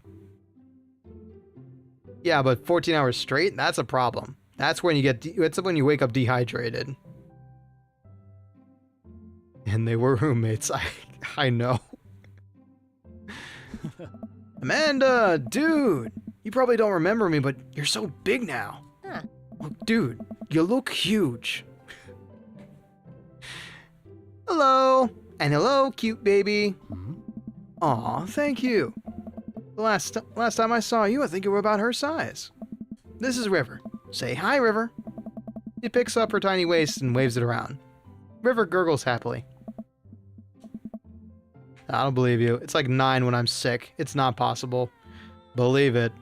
I didn't want to feel it, but I was out of commission for an entire day. It was crazy. I was supposed to go somewhere that day, and Mama Bones was like, "Can you get up?" I just whimper, "No." "Can you go? Can you deal with it tomorrow?" "Yes." There's another reason Texans scare me. Yeah, thank you, B. Thank you. It's not just Texans. Not just Tejanos. Are you babysitting? Oh. Nah, dude. River's my kid. Man, it has been a long time. Feels like one minute we're rolling up to the exams with bad hangovers, and the next moment we're both fathers. Where you been, man? Oh. I was working out of California and just relocated the business back to Maple Bay. No kidding! Amanda and I just moved to this side of town. How's Smashley doing? Oh, man. I mean, Ashley. Ashley's her name. I don't know. She actually still goes by Smashley, and, we got divorced last year. Oh, dude. So sorry. One of you looks much older than the other. Yeah, maybe. It's old news. We take turns taking care of River and the twins. It's all copacetic. Twins? You have 3 kids? Ain't life something, bro?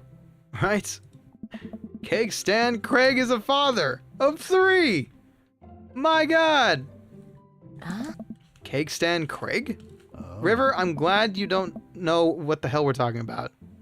Oh, yeah. Yeah, it was my old college nickname.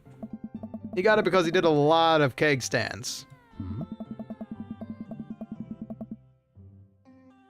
It's that thing where you do a headstand on a keg and then drink from the keg. Huh. Right. He was very good at it. Ah, bro, I hate to be that guy, but I'm in the middle of my daily jog and I really gotta keep up my heart rate.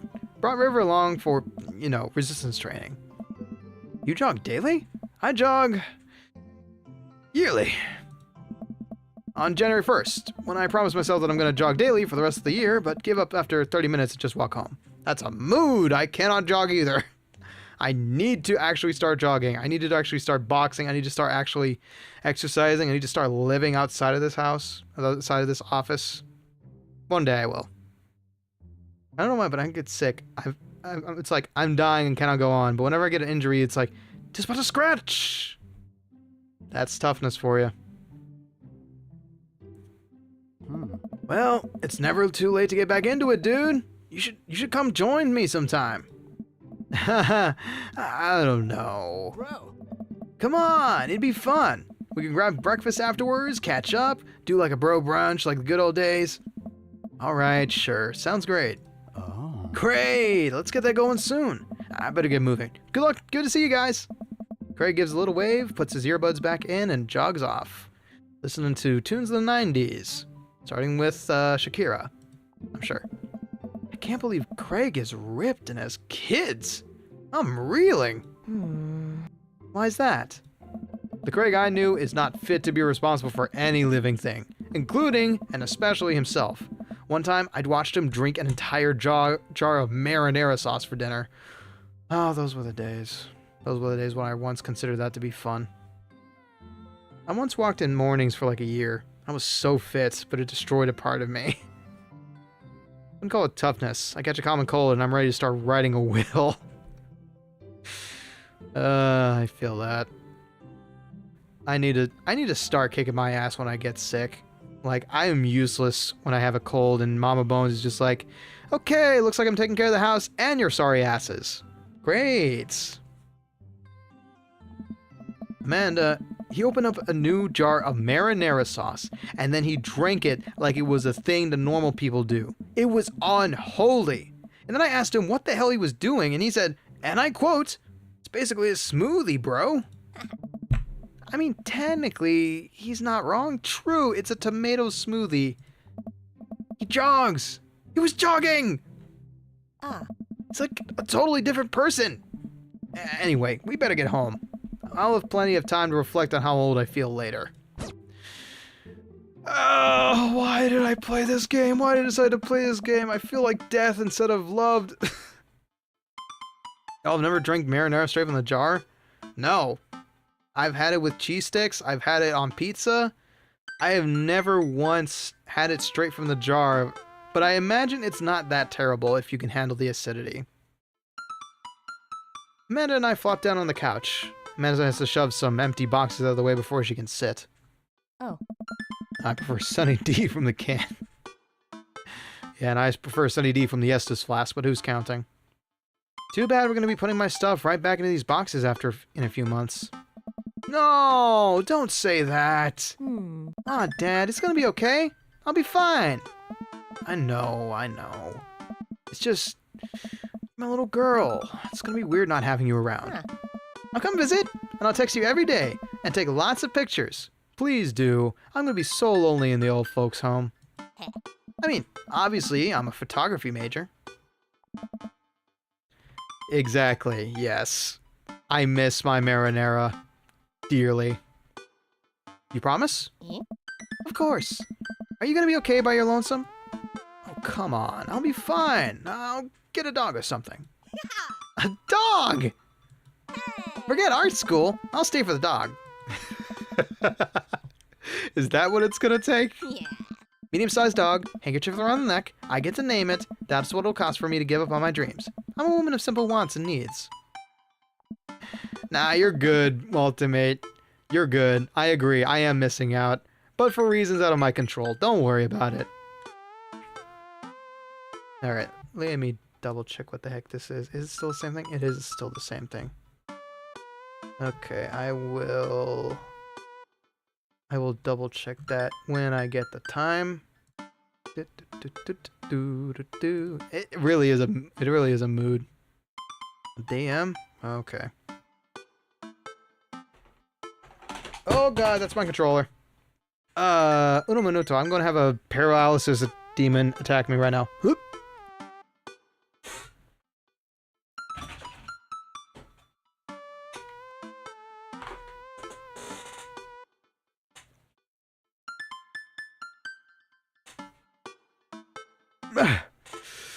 Ugh. Okay. Yeah, I'm fine. I just had to go grab my controller, and if something tries to track me... while I'm looking away, everything about this skeleton is gonna freak out, so I've spared you the horror. I spared you the spectral horror. Okay. Well, a dog is a lot cheaper than college. Amanda laughs. Suddenly, a pile of envelopes slides through the mail slot. Her. Okay. Speaking of college, Amanda darts over to the envelopes and shuffles through them. She pulls one out and throws the rest back onto the floor. It's from McGowan College of Art and Design! Fingers crossed, darling. Fingers crossed. Open it! But I'm scared. It's just an envelope. Huh. Yeah, it's just like my entire future. Not a big deal. Yeah.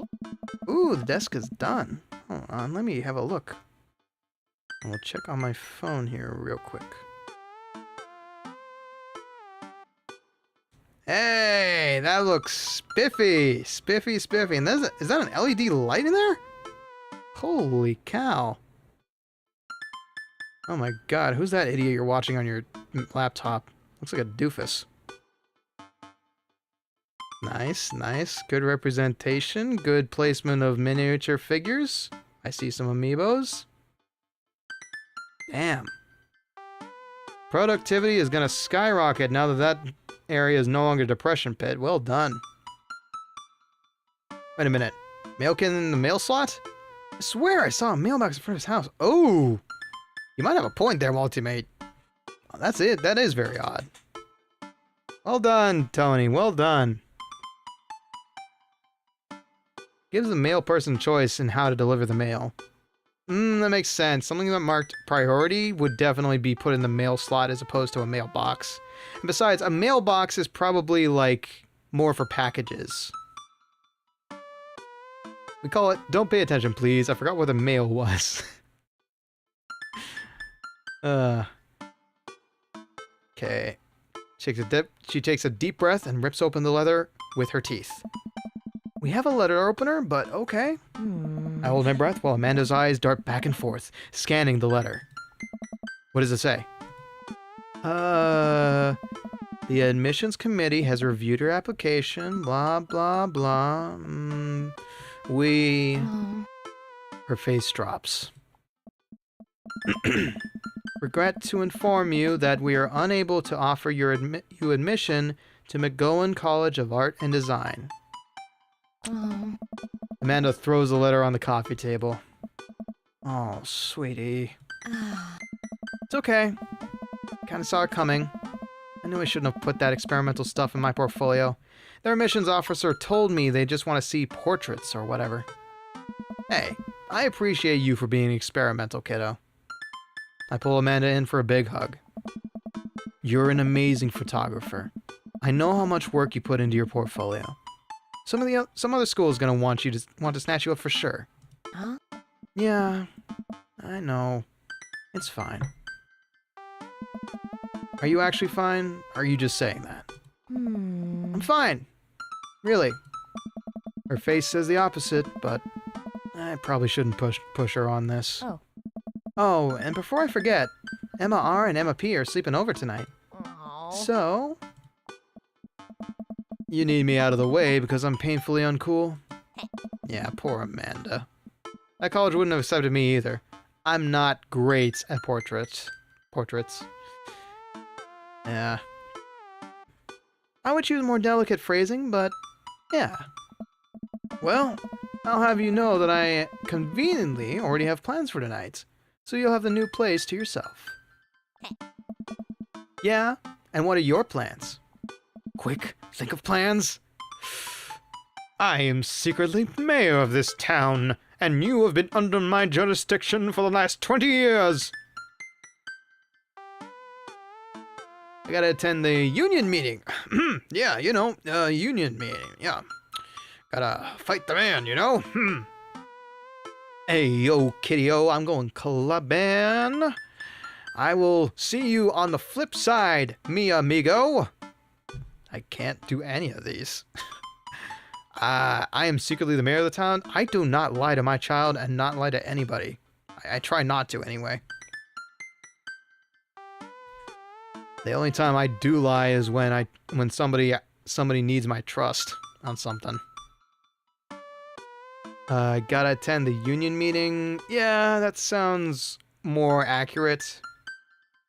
Going clubbing, frick that. I am not a club enjoyer. I am not a fan of loud noise, for that matter. I gotta attend the union meeting. Boss man's been writing us proles for too hard. It's time to rise up for our rights. Dad, you're not even gonna invite me to the riot? I'm sorry, sweetie. It's an honest day's work for an honest day's riot. I'm just kidding. I'm actually going to go out and... I'm sorry. I'm sorry. No. You do not have a dad dating simulator without the mention of sports. Go out and watch the game with confidence. Ricky, with confidence. No, we are not going to bed. We are going out to watch the game. What game? We don't know. Nice. Huh? Which game? You know, the game. The one that's going on tonight. I got season tickets. The game on TV at somewhere other than here. Okay, cool. While you do that, I'm gonna do drugs and commit some light arson with the Emmas. I'm concerned you're hanging out with the wrong crowd. Amanda shrugs. I would have expected you guys to be up to white-collar crime by this point. Maybe money laundering at the least. I'm a street rat, Pops. Arson! It's football, but like the real one. You're kidding about doing drugs and crime, right? Yes, Dad. Just making sure. I am an officer of the law on TV, after all. Yeah. I give her a pat on the head. Have fun with your sports. I will, damn it. I love my sports ball. I love my football. I love my soccer. I love my football. I love my basketball. I love my football. I spelled it 3 different ways there. Football, football, and football. Keep track, kids. Are you being sarcastic? Ugh. No, making fun of sports is played out. Oh. Alright then. I do some light cleaning around the house and decide to clear out right before Amanda's friends arrive. Before I leave, Amanda stops me. I feel like there's only one thing you can mean if you specify the real football. Yeah, like credit where credit is due, it is really just European football if you say the real football. Oh. Hey, don't forget that you still have that meeting with my English teacher tomorrow. Oh, right, Mr. Vega. Yep, totally remembered. I'll be there. Alright.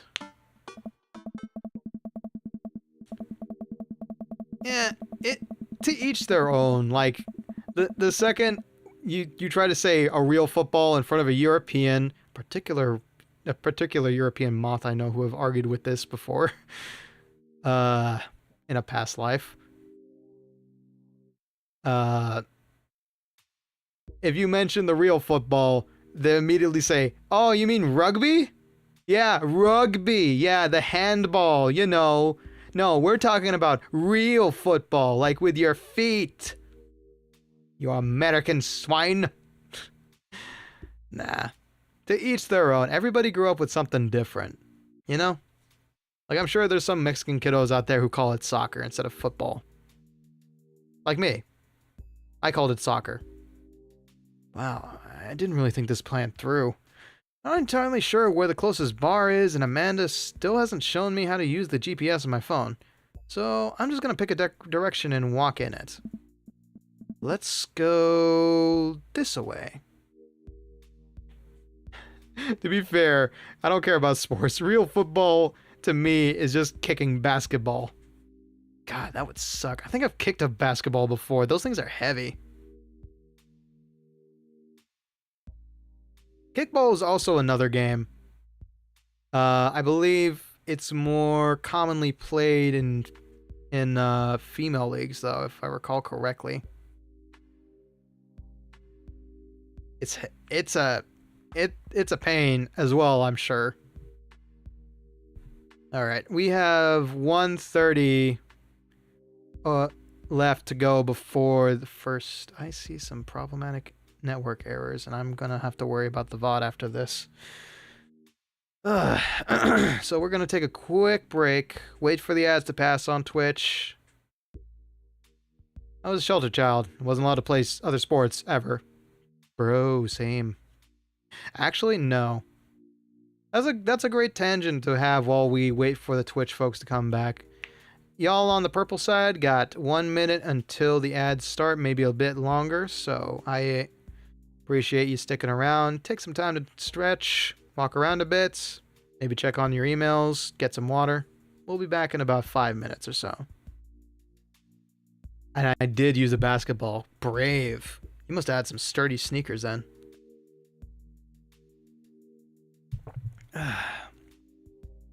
It hurt, but you play with what you have. Indeed. Indeed. Yeah. So, let's talk about sports then, Ricky. As y'all know, and I think some of us weren't there for the quiz show. Back in the day, my main sport was basketball. And it was only my main sport for 3 reasons. Number 1, there was a little league I was a part of when I was a kid. I was not good. My respiratory system did not work enough to get me going. And so I was a bench warmer most of the time. The second reason was because my older half-brother on my mom's side really loved playing with his friends. So I loved watching him, and I loved watching him play NBA Jam. So I was like, one day I'm going to be tall enough to dunk. That dream is still dead, by the way. That dream is still dead. I still cannot dunk. Kickball was just taking the kicking the ball aspect of soccer and putting it in place of hitting the baseball while keeping the bases. Correct. Yeah, that's the one I know about. Preferred volleyball and field hockey, though. Even though my lungs begged me to stop. Ooh, that's rough, B. That's real rough. Yeah, but, my lungs did not want to work with me either. I don't know what it was, but every time I overexerted myself, I just, like... it just felt like my breaths were way too sharp and shallow. See, I'm wondering about myself now. Like, supposedly on my dad's side, Papa Bones has told me that there may be a heart defect with us. When I tried playing inside, the air-conditioned air was really bad for me. One time, we played like a bouncy house entertainment center. And I have cousins who have asthma. I have to wonder if maybe... No, it would have been detected as a kid. Like, I would have had to have an inhaler at some point when I was a kid to have asthma. I think I just have a really big body, and my tiny organs were not good enough for it at the time. I think if I started exercising now, I stand a good chance of actually getting fit. But I have to be, like, consistent about it, you know? I'll admit, I can never play regular sports because I suck at being in teams. Oof. That's never been a problem for me.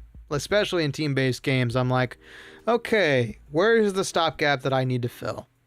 And I look at my team comp, I understand how to play in the team, but at the same time, playing in teams also has to understand your role in it.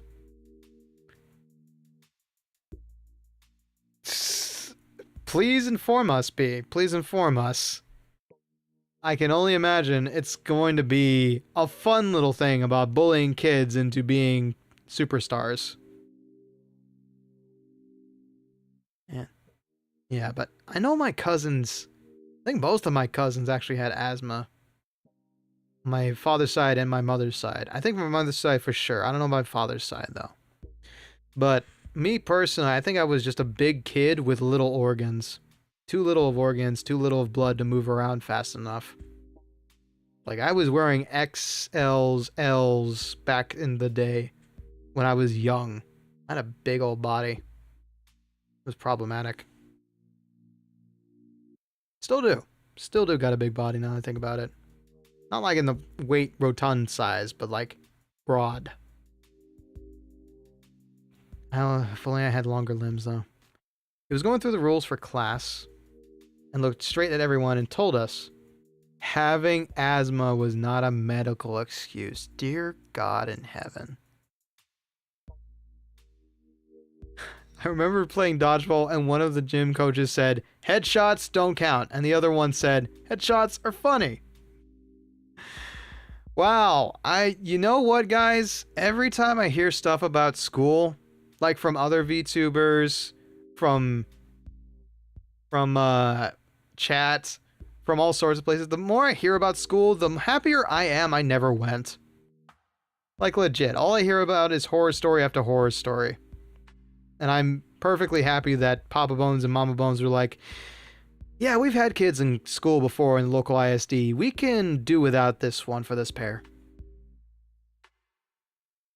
Punish kids who were 1 or 2 minutes late, take an inhaler. That's correct, Someo. I was homeschooled, and that's a whole bag of worms that I still have to make a stream about. Did you know how happy I am? Yeah, but you also got into fist fights. Yeah, no, I never went to school. My education came online, and just calling it like it is, man. Anyway, welcome back, Twitch viewers. For those who were wondering what the hell we were talking about, we were talking about sports in schools, which I never got to be a part of. I used to be in basketball little leagues. I used to go to local courts to play basketball, shoot for hoops, and my older brothers played basketball, and we were just talking about how cruel coaches could be. Called it anger management. I know. It was sanctioned quote-unquote fights. It was carefully executed, but still a black eye event. You're good. All good, Samaya. Yeah, no, I was always too scrawny to get into a fight. I'm happy about your new desk. I hope it brings you a lot of joy and a lot of productivity. That's the important bit. I know, Tony. Never got in a fight in school, surprisingly. There were few close calls, though. Yeah. Okay.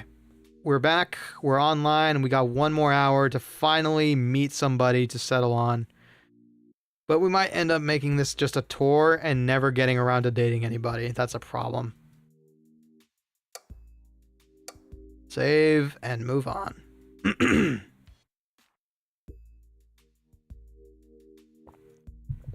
Good God.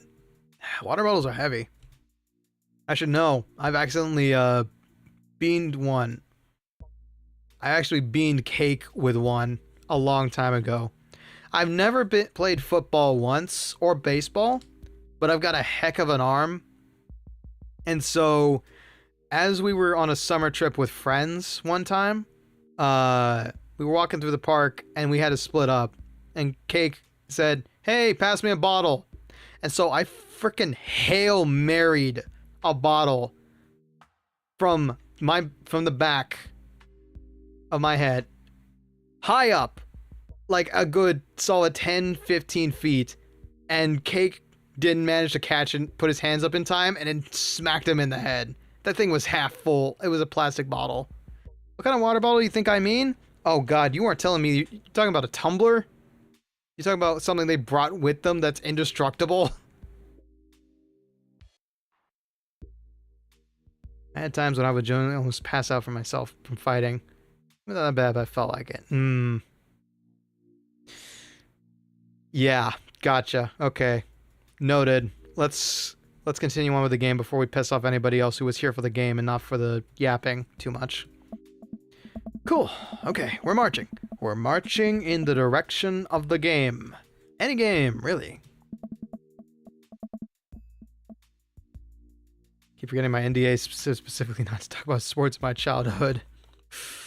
Oops. A distance. Could it be? A big, burnt-out neon sign hangs above a tiny dive bar. Jim and Kim's, huh? Alright, it'll do. The bar is small and dimly lit. Hey, there's a Texas sign in the back. I wonder if that's for Shiner. The crack of pool balls sounds in the back as patrons laugh and joke.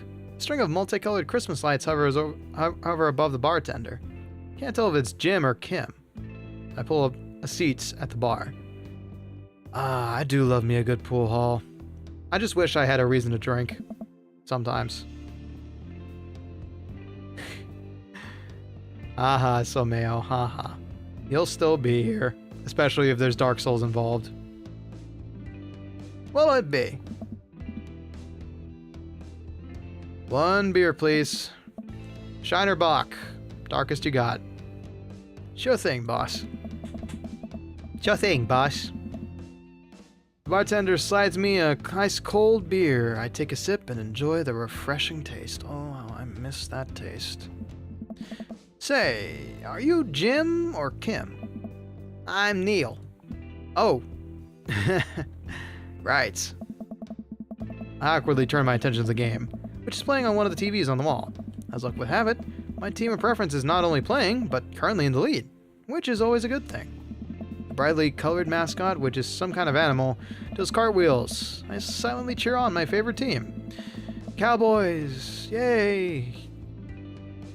Still getting ruined by Jerry Jones. Yay! Oh, they missed a field goal. Yay! God, I hope next season is better. I will fight all of them if I see a Dark Souls 2 stream in my YouTube recommended. Good news, Someo. Next Sunday, guaranteed Dark Souls 2. Possibly Monday, depending on how bad I have an itch. Possibly Monday as well, depending on how bad I have an itch. I have missed 2 days, and those 2 days burn in my memory. Let's see. suddenly cheer on my favorite team, hoping that I don't get into any confrontational arguments with a fan of the opposing team. Several people in the bar are wearing the distinctive colors of the team I dislike, although I believe from their demeanor that, like me, the passion for their team is all in good fun.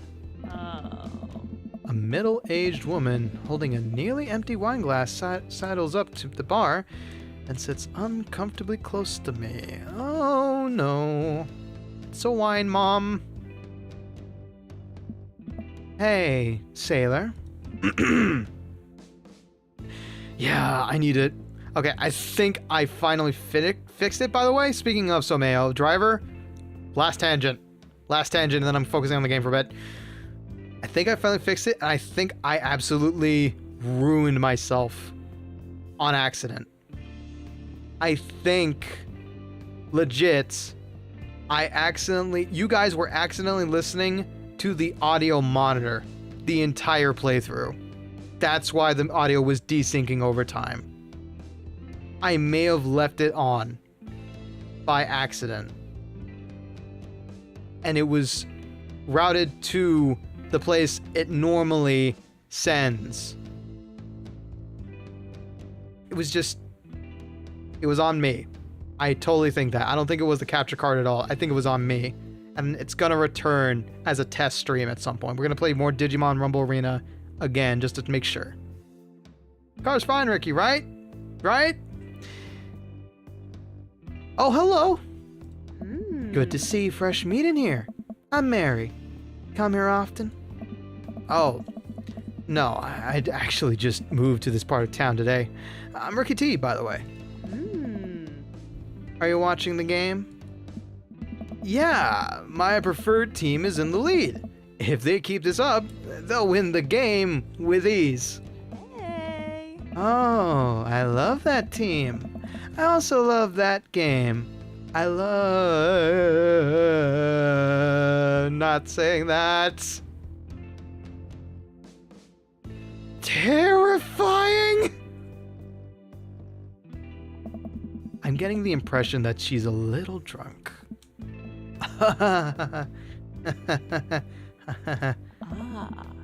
Buy a gal a drink?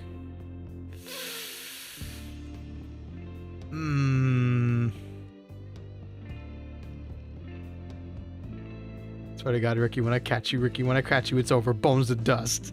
I assure you, it's a regenerating car. It'll live maybe 50 more miles, but that's it. Don't worry about it. Look, lady, I can tell you're pushing a lot, and as somebody who has a alcohol beverage license, I have to admit you might be a little too sauce to handle anymore, so I'm not gonna push you. Maybe some other time. Suit yourself, sailor. Yeah, I'm fine. Get this woman out of my daddy game. She's gone. She's gone. I think that was gonna be an interesting route, not gonna lie. I may have seen some promotional art that was very concerning, but I don't feel like being an irresponsible stranger and buying somebody who's already hooched up out their wazoo a drink. Harry saunters off, setting her sights on the newest patron to enter. I happily watch the game over another beer. The game is gotten close in terms of points. A little too close than what I'm more comfortable with. She's married anyways. Noted. Wait, I didn't see her ring. Did you? After a particularly skilled player scores a number of points for the other team, putting them in the lead, I hear an affirmative grunt from another man at the bar. Go team! God damn it, why did I give you that voice? It's the brooding man from the Coffee Spoon. He sits alone, sipping whiskey and watching the game as well. Enjoying the game?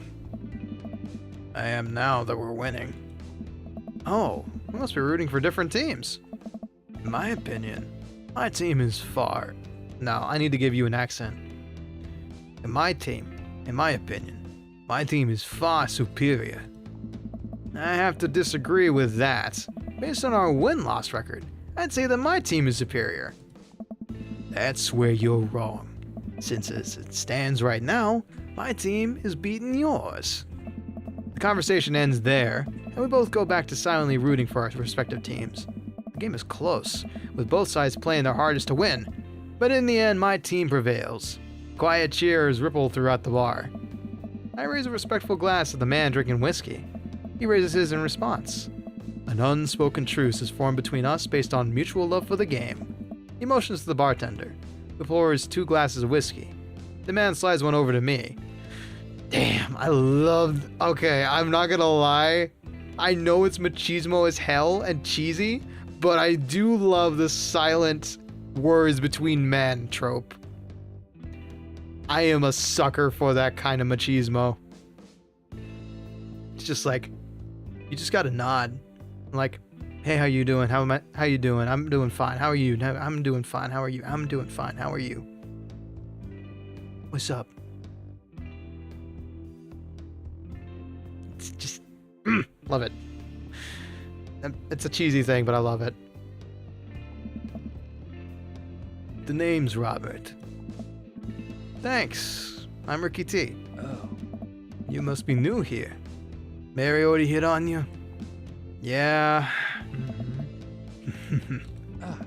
She's a peach. Well, you picked the best bar in town. As slimy as it is, you'll never find a better spot than Jim's and Kim's. Is there actually a Jim or Kim that runs this place? Grew up with brother. I do the nod too. Grew up with brothers. I think it's kind of just came natural to me. Yeah, emphasis on the cheese. Exactly. You get it, Ultimate. Is there actually a Jim or Kim that runs this place? Hey. No, that'd be Neil. Neil waves from across the bar. Oh. Good guy, Neil. Not enough Neils in the world. Okay. You a whiskey fella or a beer fella? Beer, but I don't drink most things. I've had both, actually, now that I think about it. You like shots? You know what? I like shots. Thank you. Robert nods to Neil, who serves up 2 shots of whiskey, hands one to me. In the words of Cody Rhodes, it isn't about liking shots. It is about being able to do shots with the lads. It is a way to mingle, y'all. And I have done a couple shots, and let me tell you, they sucked. But in the face of being friends with this leather jacket wearing dude, you gotta be nice. Robert nods to Neil, who serves up 2 shots of whiskey. He hands one to me. Here's to your health. I take the shots. The whiskey burns going down, but I try my hardest to look tough. Wait, I think this is what making friends is. Okay, Ricky T. Oh, okay. Ricky T, this guy is out of my friend league, but I think if I play my cards right, we'll be pals in no time. Ooh, go. God, my social skills are actually getting put to strain. Compliment his cool leather jacket. A choice, but I don't think he's wearing that on purpose. Compliment his rugged good looks. Dudes don't do that. Like, hey dude, you're pretty handsome. No, guys don't compliment each other. They compliment each other's actions. We don't compliment each other. We're really bad about that. I'll keep my alcoholic opinions to myself. Hey, you are perfectly valid for not enjoying alcohol at all. Yeah. The hand tattoo. The hand tattoo could go one of 2 ways, y'all. The hand tattoo could be a gang sign, a prison sign, or it could be artistic interpretation that he came up with. The leather jacket, though. Yeah. Quite the contrary? Ooh. Ever try vinegar shots? It's like getting punched in the face. Bad idea. Very bad idea. On paper, it sounds like a very bad idea, too. Yeah.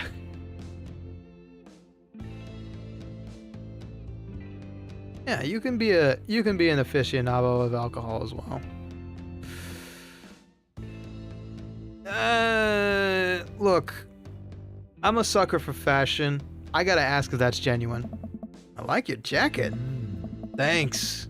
Been in my family for a long time. Passed down from firstborn to firstborn. Cursed, some might say. Man, this guy is mysterious. And cool. Hey. Way cooler than I am, at least. Robert signals to the bartender for another round. What are you doing here tonight?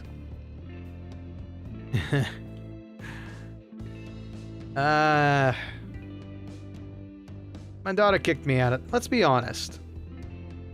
My daughter kicked me out of the house. Not like forever. She was having a sleepover with her friends. Ah, family type, huh? Single dad.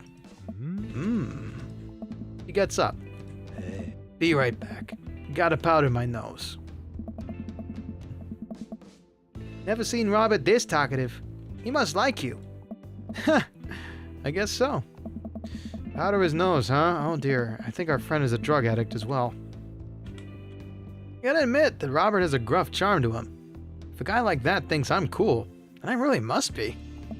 Robert comes back from the bathroom and grabs his leather jacket. I'm gonna go home. You heading my way? Robert and I leave the bar and find ourselves walking in the same direction. I live in this cul-de-sac down the way.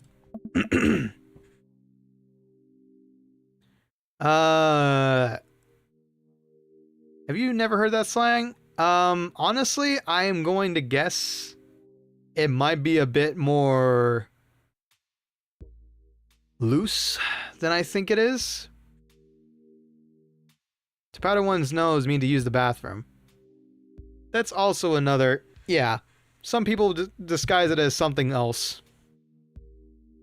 But I know it means use the bathroom as well. Yeah, I've watched too many crime. I've watched too many crime and comic book dark cinema stuff, okay? I assume every innuendo is referring to drugs of some kind. Does everybody live there? Me too. We just finished unpacking today. Hey. Great place to be. Good neighbors. Well, some of them. Who's that? We get to Robert's house, which is just a few houses away from mine. We stop and he turns to me. I don't kiss and tell, Ricky D. Oh? So, are we doing this? Or what? What? You know. Do you want to come inside or not? A wave of realization rushes over me. I blush. Well,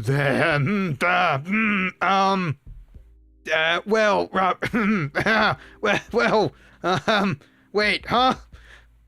Wait, this was a date?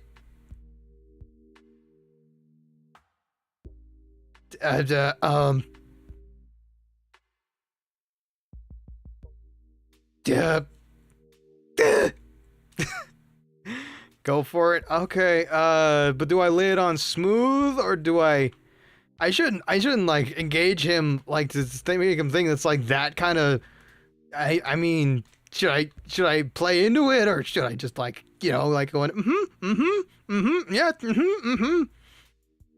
I have as the kids say, I have no riz. I've never been on a date. Why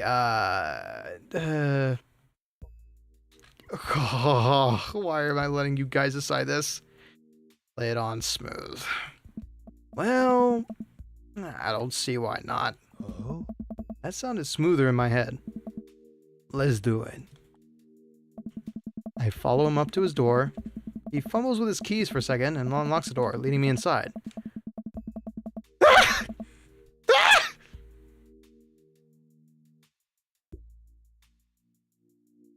Ultimate, why did I listen to you? Anyway, so things are happening. The men are embracing each other with lips.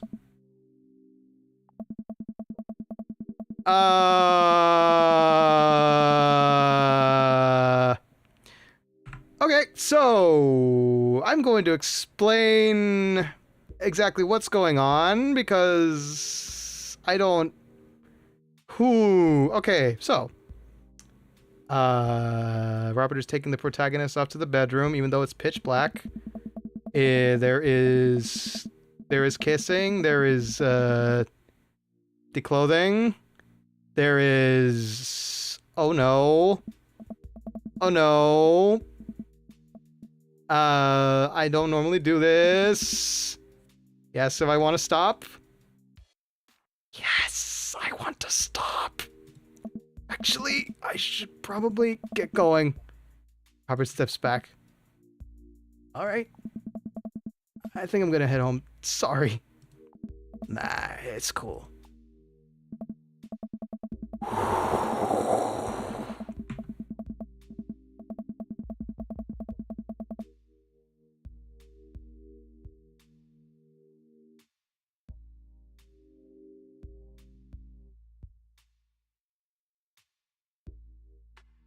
There's the main box, yeah. I knew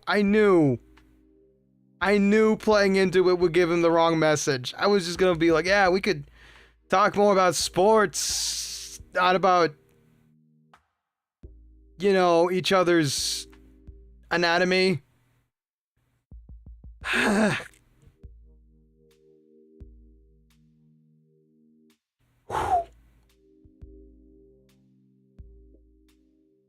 I'm not gonna lie, it got very close. It got very close there. I'm glad the game gave me an out. I'm glad the game gave me an out. I almost had a successful date.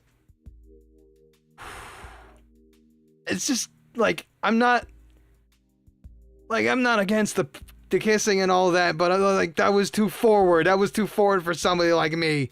Way too soon, you know? I'm like, let's give it like 5 years, and then we can think about hand holding, you know? We can think about so much. We can think about, like, give it 10 years, and we can think about existing in the same stratosphere.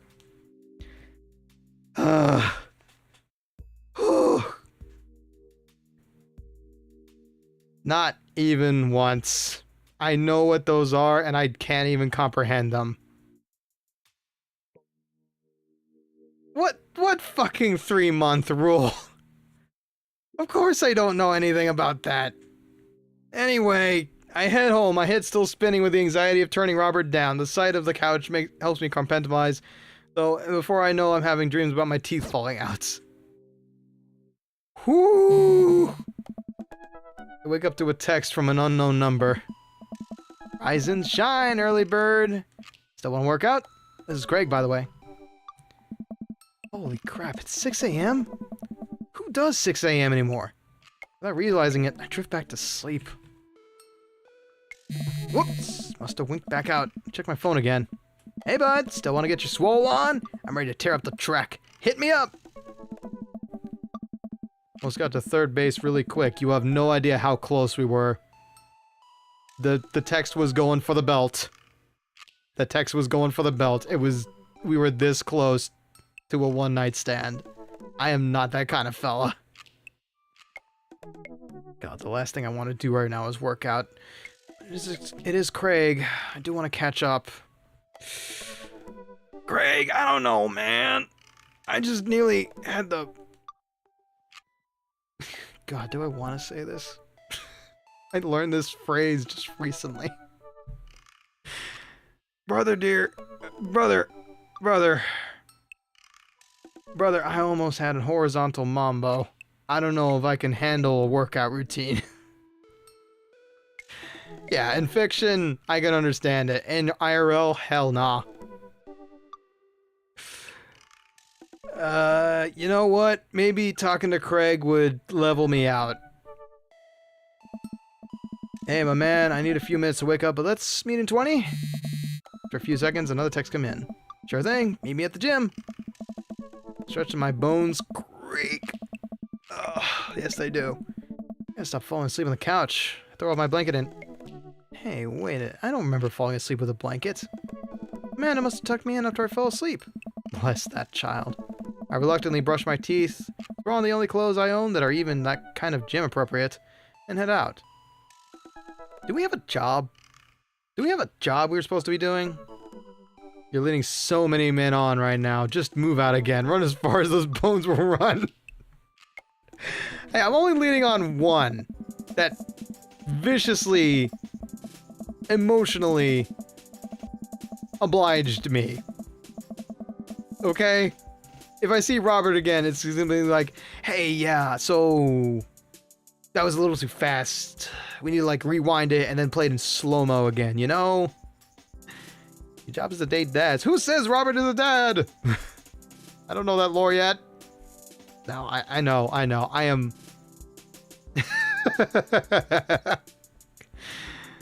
The neighborhood is quiet and serene this early in the morning. Birds chirp, and the grass is still wet with dew. Surprisingly, the gym is pretty crowded. I spot Craig standing out front, stretching. Of course, he spots me and waves enthusiastically. Hey, bro, good morning. We're totally in the gym right now. Yeah. Hey, good to see you, man. I'm definitely not as pumped up as he is. Yeah, I should have had some coffee before I left.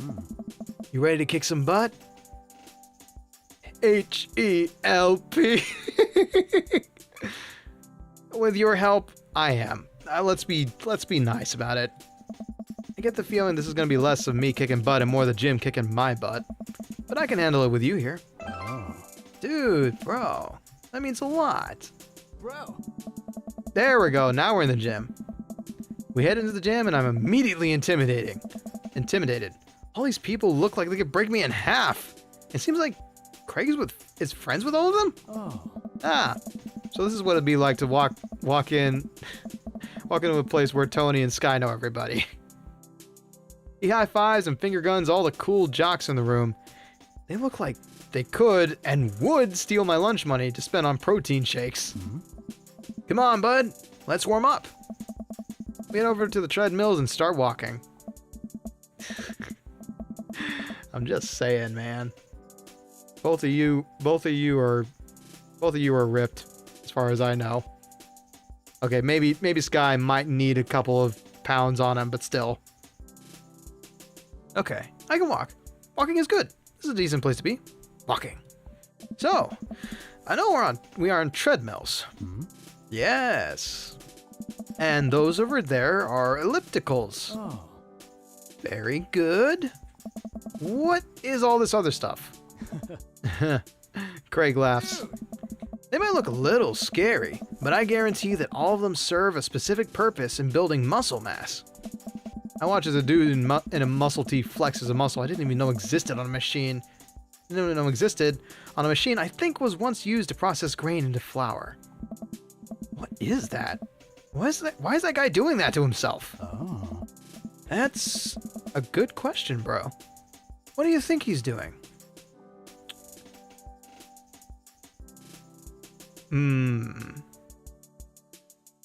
Honestly, I think he's a man of fan service. I think he is training to crush people's skulls with his thighs. He's trying to make his thighs so strong that he can crush people's skulls with them. Dude. Yeah, that's pretty much the only reason I work out.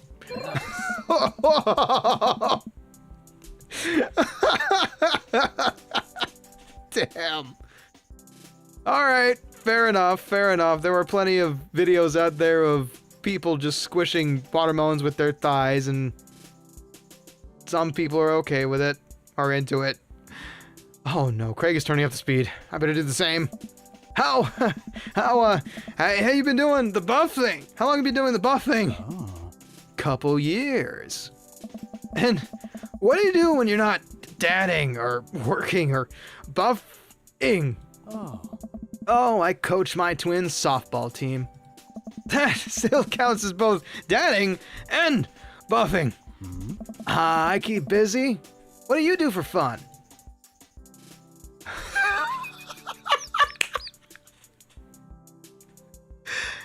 Gotta get my head crushed by some thighs, I could die happily. That, you and a lot of people on the internet, honestly. Not me. I like to live a longer life than that.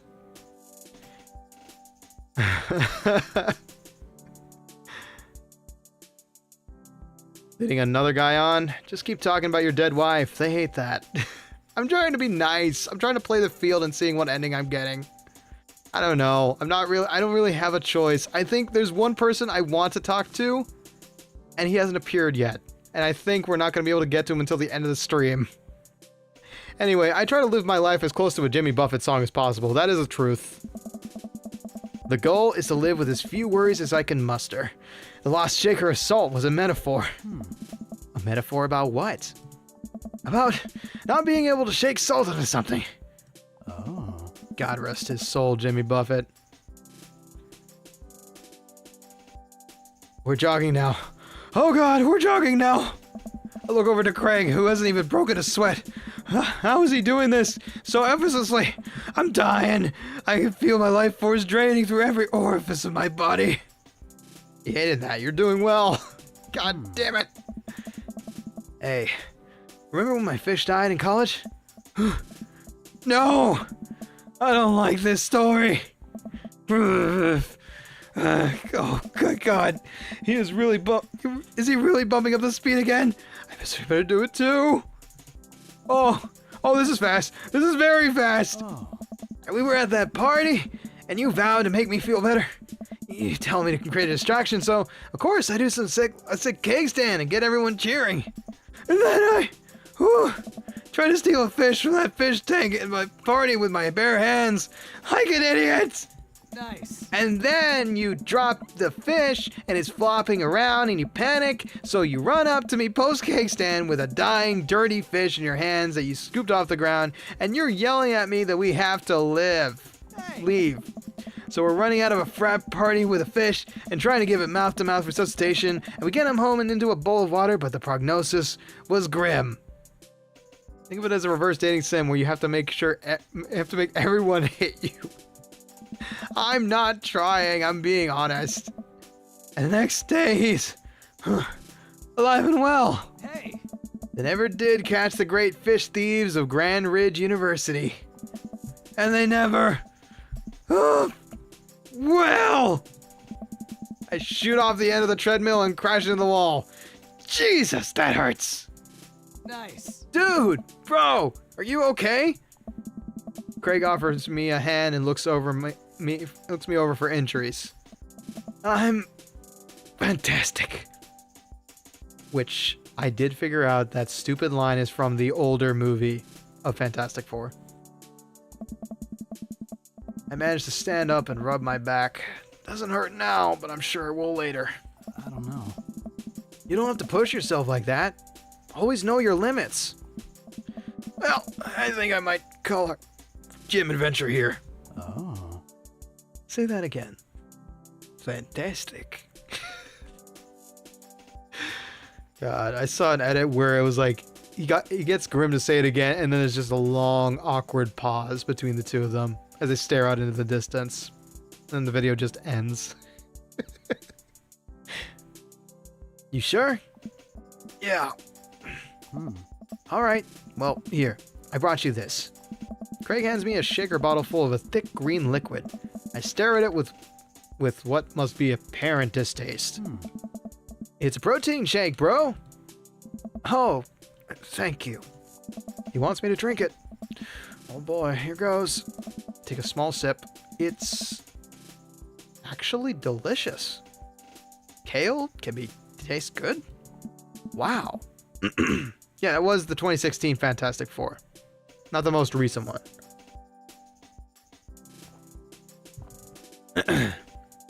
Wow.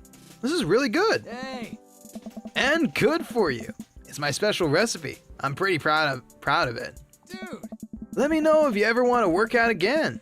Maybe we can try running around the neighborhood like if treadmills aren't your speed. No pun intended, bro. Good one. Well, I'm gonna go put some ice on this everything. I'll see you around. I leave the gym feeling ashamed. Craig used to order delivery from the pizza place across the street from our dorm, and now he can run circles around me. Literally. Man, I really gotta work on this dad bod. I get home and lie down on the couch. It hurts to move. Oh God, I'm so old. Hey, we do have to... Oh no, I must have fallen asleep. What time is it? Shoot, it's 3:55. I'm supposed to be in Amanda's school in 5 minutes. I frantically put on some clean clothes, apply a generous amount of deodorant, and run out the door. Whew, and I think we meet our final father figure. I arrived at Amanda's school and check in at the front desk. They give me a bright orange visitor sticker and send me on my way. I'm barely awake and feeling pretty haggard. I hope nobody will notice. Check my watch, and I'm relieved to see that I'm only 2 minutes late. Wait, was it room 103 or 108? I spot a youth standing in his locker and approach him for help. Little tip, deodorant does not take place of a shower. Correct! Deodorant is only applied to your armpits, folks. It does not save you from being greasy and slimy everywhere else part of your body, especially your hair. Excuse me, do you know where Mr. Vega's classroom is? The youth turns around and looks me up and down with heavily lined eyes. Bro. Love the look, amigo.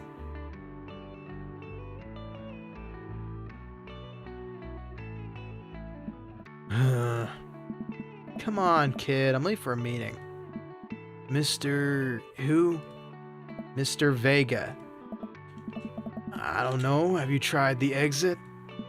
Okay, wise guy. Are you gonna help me or not? Fine. Up those stairs and to the left. Can't miss him. Head up the stairs and walk around. Unable to find Mr. Vega's class anywhere. I know. There's two people I know now that share that name. It's unfortunate that it's now in a dating sim.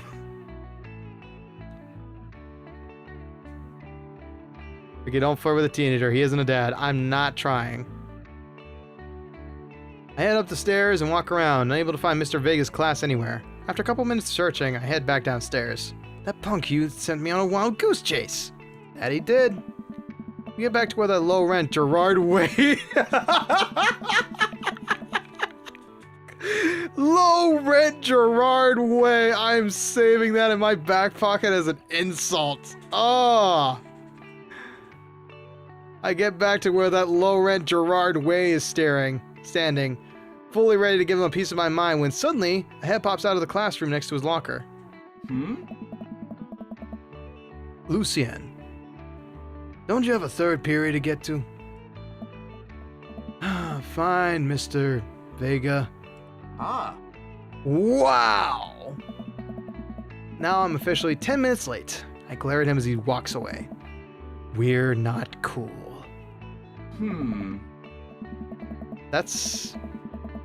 That voice that's coming out of him is not great.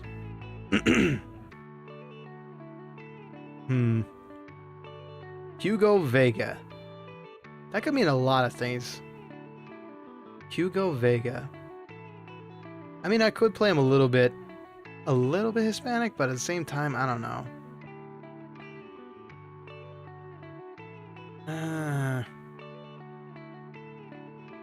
Definitely deep. Definitely deeper. You must be Ricky T. This period's almost over. Would you mind waiting in the back? Mr. Vega leads me in, and I take a seat in one of the comically small students' desks in the back. I might get stuck in this. Alright, where were we? Now, who can tell me about the unreliability of the narrator and J.D. Salinger's Catcher in the Rye? Yes, Colin! Colin stands up and does a thing where he blows into the crook of his elbow to make a fart noise. Real mature. The whole class erupts in laughter. Alright, everybody. Very funny, Colin. Please, sit down. So, is this 10 minutes after your scheduled meeting time and the period is almost over? He's literally in the middle of teaching a class. That is terrible planning. You got a good point, Walter, mate.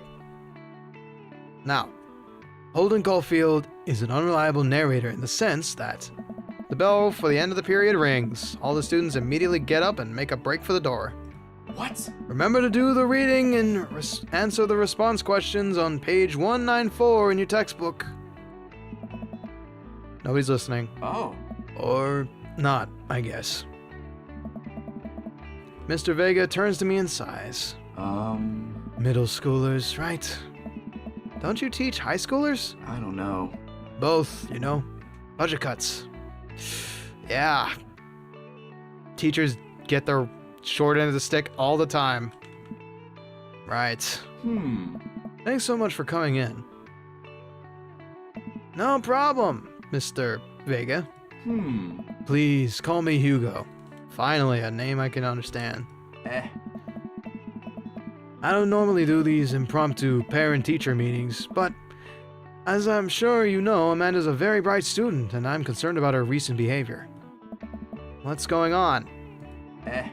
Amanda has never been the most engaged student, but I know she cares. Recently, though, she's been falling behind. She's not completing assignments and has been doing rather poorly on tests. I normally chalk it up to senioritis, but this is strange. I thought Amanda always shared everything with me. Wow, great line read, Ricky. My brain is turning to mush. This is strange. I thought Amanda always shared everything with me. It hadn't even crossed my mind that something might be wrong. I don't know. I just wanted to ask, is everything okay at home? Well, we just moved. Recently. But it was only to the other side of town, and Amanda was more excited about it than I was. Senioritis. Senioritis hits hard. True. See if you can talk to her about it. I know she values you a great deal and would appreciate your guidance. She keeps heading down this road. I know how important art school is to her, and I would hate to see her miss out on the scholarship money she clearly deserves. I'll make sure to talk to Amanda. Thanks for letting me know, Hugo. Anytime. On my way out, I stop. Thinking for a moment, I turn to Hugo. Hey, Hugo? Yes? They ever catch that rye? Dad, joke! Not the time! He liked it. Yes. Hugo Vega is such a power name. I agree. 4-letter first, 4-letter second, all around badass. And just saying it is fun. Hey, wait a minute, they're both... Now that I think about it, they're both Street Fighter characters.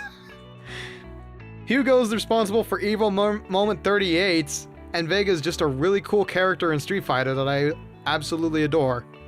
And I really want to play... I might have to open Street Fighter 4 after this. It's been too long since I've played my favorite Spaniard. I leave the classroom and make my way out of the school. I'm still a little bit in shock that Amanda was able to hide this so well from me. She's always been such a force of positivity in my life, especially after we lost her mother. Amanda must be done with classes for the day now. I'm sure she would appreciate the ride home. Maybe I can talk to her about what's going on. Yeah, Street Fighter 2 is a good time. Hey, in SF6, you can find an entire mixer truck. And a tuk-tuk. I pull up to the carpool and Amanda hops in the passenger seat. Yeah. So, did you have fun gossiping about me? Mr. Vega and I actually just gossiped about our celebrity crushes. So, you talked about Mario Batali the whole time? It was a very productive meeting. Yeah. I just wish... Okay, tangent again, and I shouldn't because we're already at the 3-hour mark. Long story short, I wish I could play Street Fighter 2 Champions Edition, but unfortunately, 1, the AI is busted in that game, and 2, all the maps have different frame rates, and that really screws with a charge character like Vega. Like, my timing for charges is changed based on the map and how the frame rate is doing. It's not good.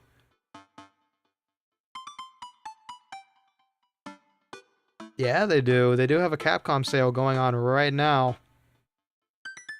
Which, yeah. Somebody already pitched in for something. I may or may not now own the entire DMC collection thanks to Tony. Specifically, Tony bought me DMC 5.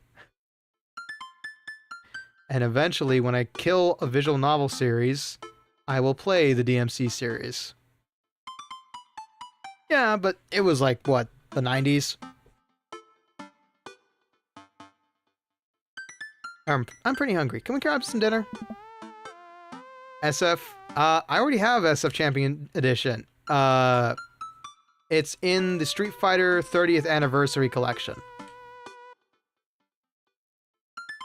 That has a lot of the games, the old arcade games in it. Not the greatest port, I will admit. There's a lot of input lag in it. So it's an okay version. I think if I played it with anybody, like if I invited, say, Senecal or Franky to collab with me on it, we'd probably play through Fightcade, just because that's an infinitely better experience. Nice try, though, Tony. Nice try. Sure thing. Let's go to a mall food court. Why not? Why not? Treat the kid out. And then have a... Oh, shit. We do have to talk to her about her grades. Alright, last encounter with the food court, and then we will wrap up stream, because I want to see where this goes. That's about it. If we go to home, we're not going to meet anybody there. Yes, I know. Nobody's denying that. That claw wielding Spaniard is hot. But yeah, he's also Hispanic. It's a catch-all kind of feel, I guess. Okay, let's go to the mall food court. That sound good to you? Huh? Yeah, sure. Why the mall? Jeez, can't a dad take his daughter to the mall? Look... Immediately B's like, who? Huh? What? I have somebody to look up? Look up Street Fighter, let's say 4.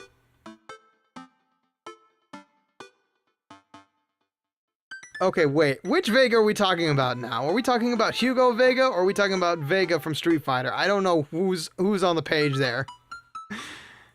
Okay, we're talking about Vega from Street Fighter. Okay. I think this should have been a chatting stream, because we're not playing the game at this point. Okay. If you buy me things, I will buy you a thing. Singular. Probably from Hot Topic. Both do look good, yes, I agree. Both is good. Sounds like a deal to me. We drive in silence for a short while. Amanda plays a game on her phone. I should say something. You know, sometimes when a kid gets older, they find that they have to keep things hidden from their parents. And that's okay, because sometimes that's what kids do. And that's okay. But also sometimes it's good to have the parents' perspective, because, you know, maybe the parents have also dealt with some similar situations. Huh? And maybe they're a little cooler than you give them credit for. Anyway, what I'm trying to say is that it's good to share. Love you.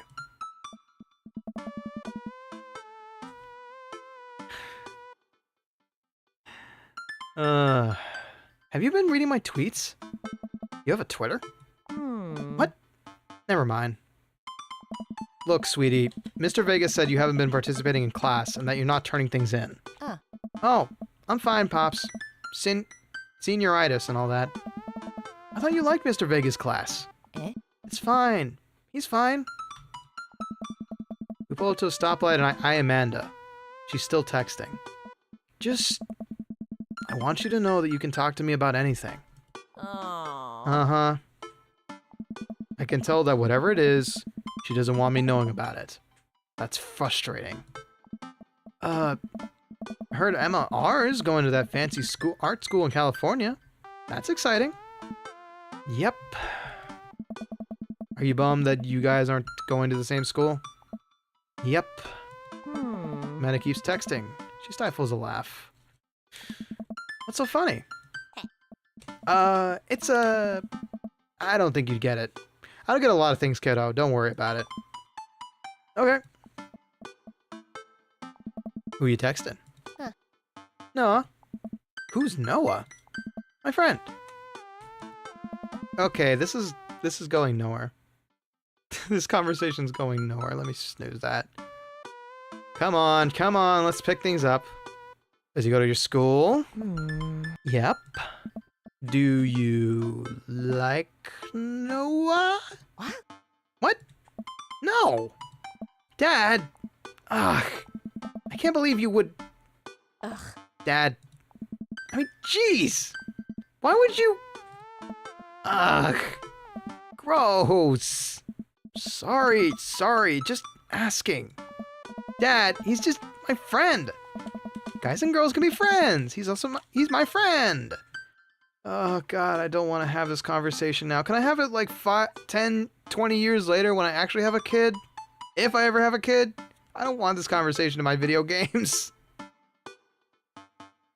Alright. Good night, Tony. I'm gonna wrap up this soon. As soon as this conversation ends, I think we're gonna have to call it. Because, like, my voice is dying. And we're having more conversations than we are worrying about the game. Okay. Jeez. This is going well. Well, good talk. Love you, kiddo. She leans forward and turns up the radio. I guess that conversation is over. To the mall, then. No, you're good, B. You're good. This will be a good spot to end it for now. Think this has been an interesting Valentine's Day treat.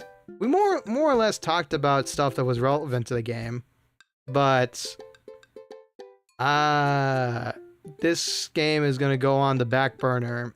I don't know if we'll ever get back to it, honestly, because it's a slow burn, man. But it is a good game, I'll admit. It was charming. We'll see if we have time to finish it down the road. But for now, we need to swipe the string from existence. If a new employer finds us, I'll be screwed. Let's head back to the lobby to have a little bit more chat time. Still worth the investment. I agree. That was a decent amount of fun. It was an okay Valentine's Day special. I'll admit, B, you got me flustered as hell. Whew. I did not think it would go 0 to 700 with Robert, but it did.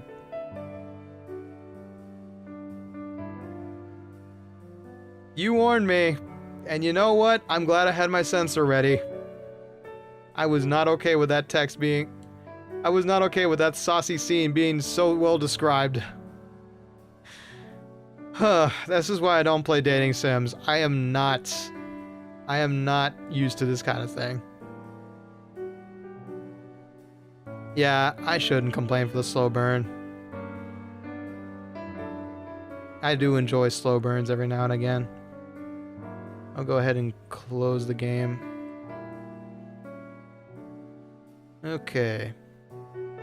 Well, it may have been a somewhat eventful Valentine's Day stream. Yeah, I could have avoided that, but he seemed like a cool dude. I just didn't expect him to go like, as Walter May just explained it, whole hog.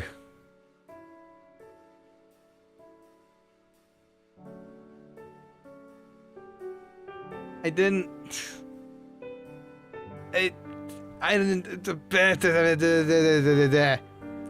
Anyway, we got a loaded week. Fucking segue for your life, Ricky. We got a loaded week coming up. Today was Dream Daddy. Maybe we'll return to this series. Maybe we won't. So we're going into Dark Souls 2 stream now, or should I put away my hits death counter? Somio, if I had the vocal strength and the energy, I would love to, but I am fucking tired after the tournament. Dark Souls 2 will return next week. Probably 4 at this point, yeah. I will try to keep track if I do more off-screen grinding. But no, we gotta end tonight. I have another visual novel to voice on Tuesday, which I'm excited for. It's gonna be Urban Myth Dissolution Center up next on Tuesday. Wednesday, we're gonna be rocking with the Monkey Man once again. Instead of in a tournament, we're now playing Donkey Kong Country 2, starting our long playthrough of it. You have to be great. Just to be grateful you don't have to listen in on my shifts at work. Just be grateful you don't have to listen on my shifts at work, huh? Yeah. As you please, Someo. As you please. There's gonna be tons of deaths in Donkey Kong Country. I will not be keeping track. There will be too many to keep track of. But what was I saying? So, of the week, we got Dream Daddy done today. We got Urban Myth Disillusion Center coming up. And then Donkey Kong Country 2 will be Pain and Suffering. And then even more Pain and Suffering on Friday, baby. That's right, Friday. On the official V-Olympia channel, I will be with 3 other scaredy cats and Duke and Duke to play winter-themed horror games as part of V-Olympia's incentives. How much of Monster Prom have you played? Because that game can go to the extreme, I'm well aware, actually. I have done 1, maybe 2 playthroughs of Monster Prom with friends back in the day. I know that game can go to the extreme. It's not NSFW, mercifully, but damn, does it get weird. And cool. It's actually a really fun little kind of nerd culture bomb. Anyway, I have to take off for now, folks. Thank you very much for watching me get flustered. I will probably never play a dating sim again unless it's Hatoful Boyfriend or something unserious. But, I hope you enjoyed Dream Daddy. Thank you again, B, for buying it for me. We'll see if we play more of it down the road. I hope you all have a wonderful night. And, no raids tonight because I am tired and I do not feel like sending all to somebody. So, as always, folks, thank you very much for watching. To all the lurkers out there, thank you very much for lurking. Thank you, Tadan Zero. That's our resident lurker. And one of our many. Thank you all the likes, any subscriptions. We are about to hit 600, y'all. I don't know what happened. The tournament helped a lot. A lot of other stuff helped a lot.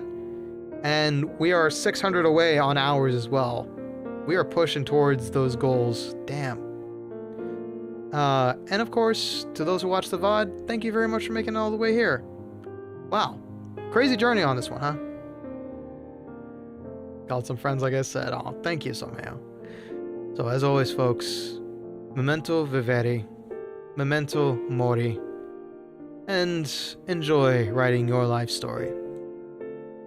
Sweet dreams, happy Valentine's Day weekend, and don't forget to love yourself, folks. If you couldn't love somebody else this past Saturday, I hope you loved yourself. Have a good night. Wow.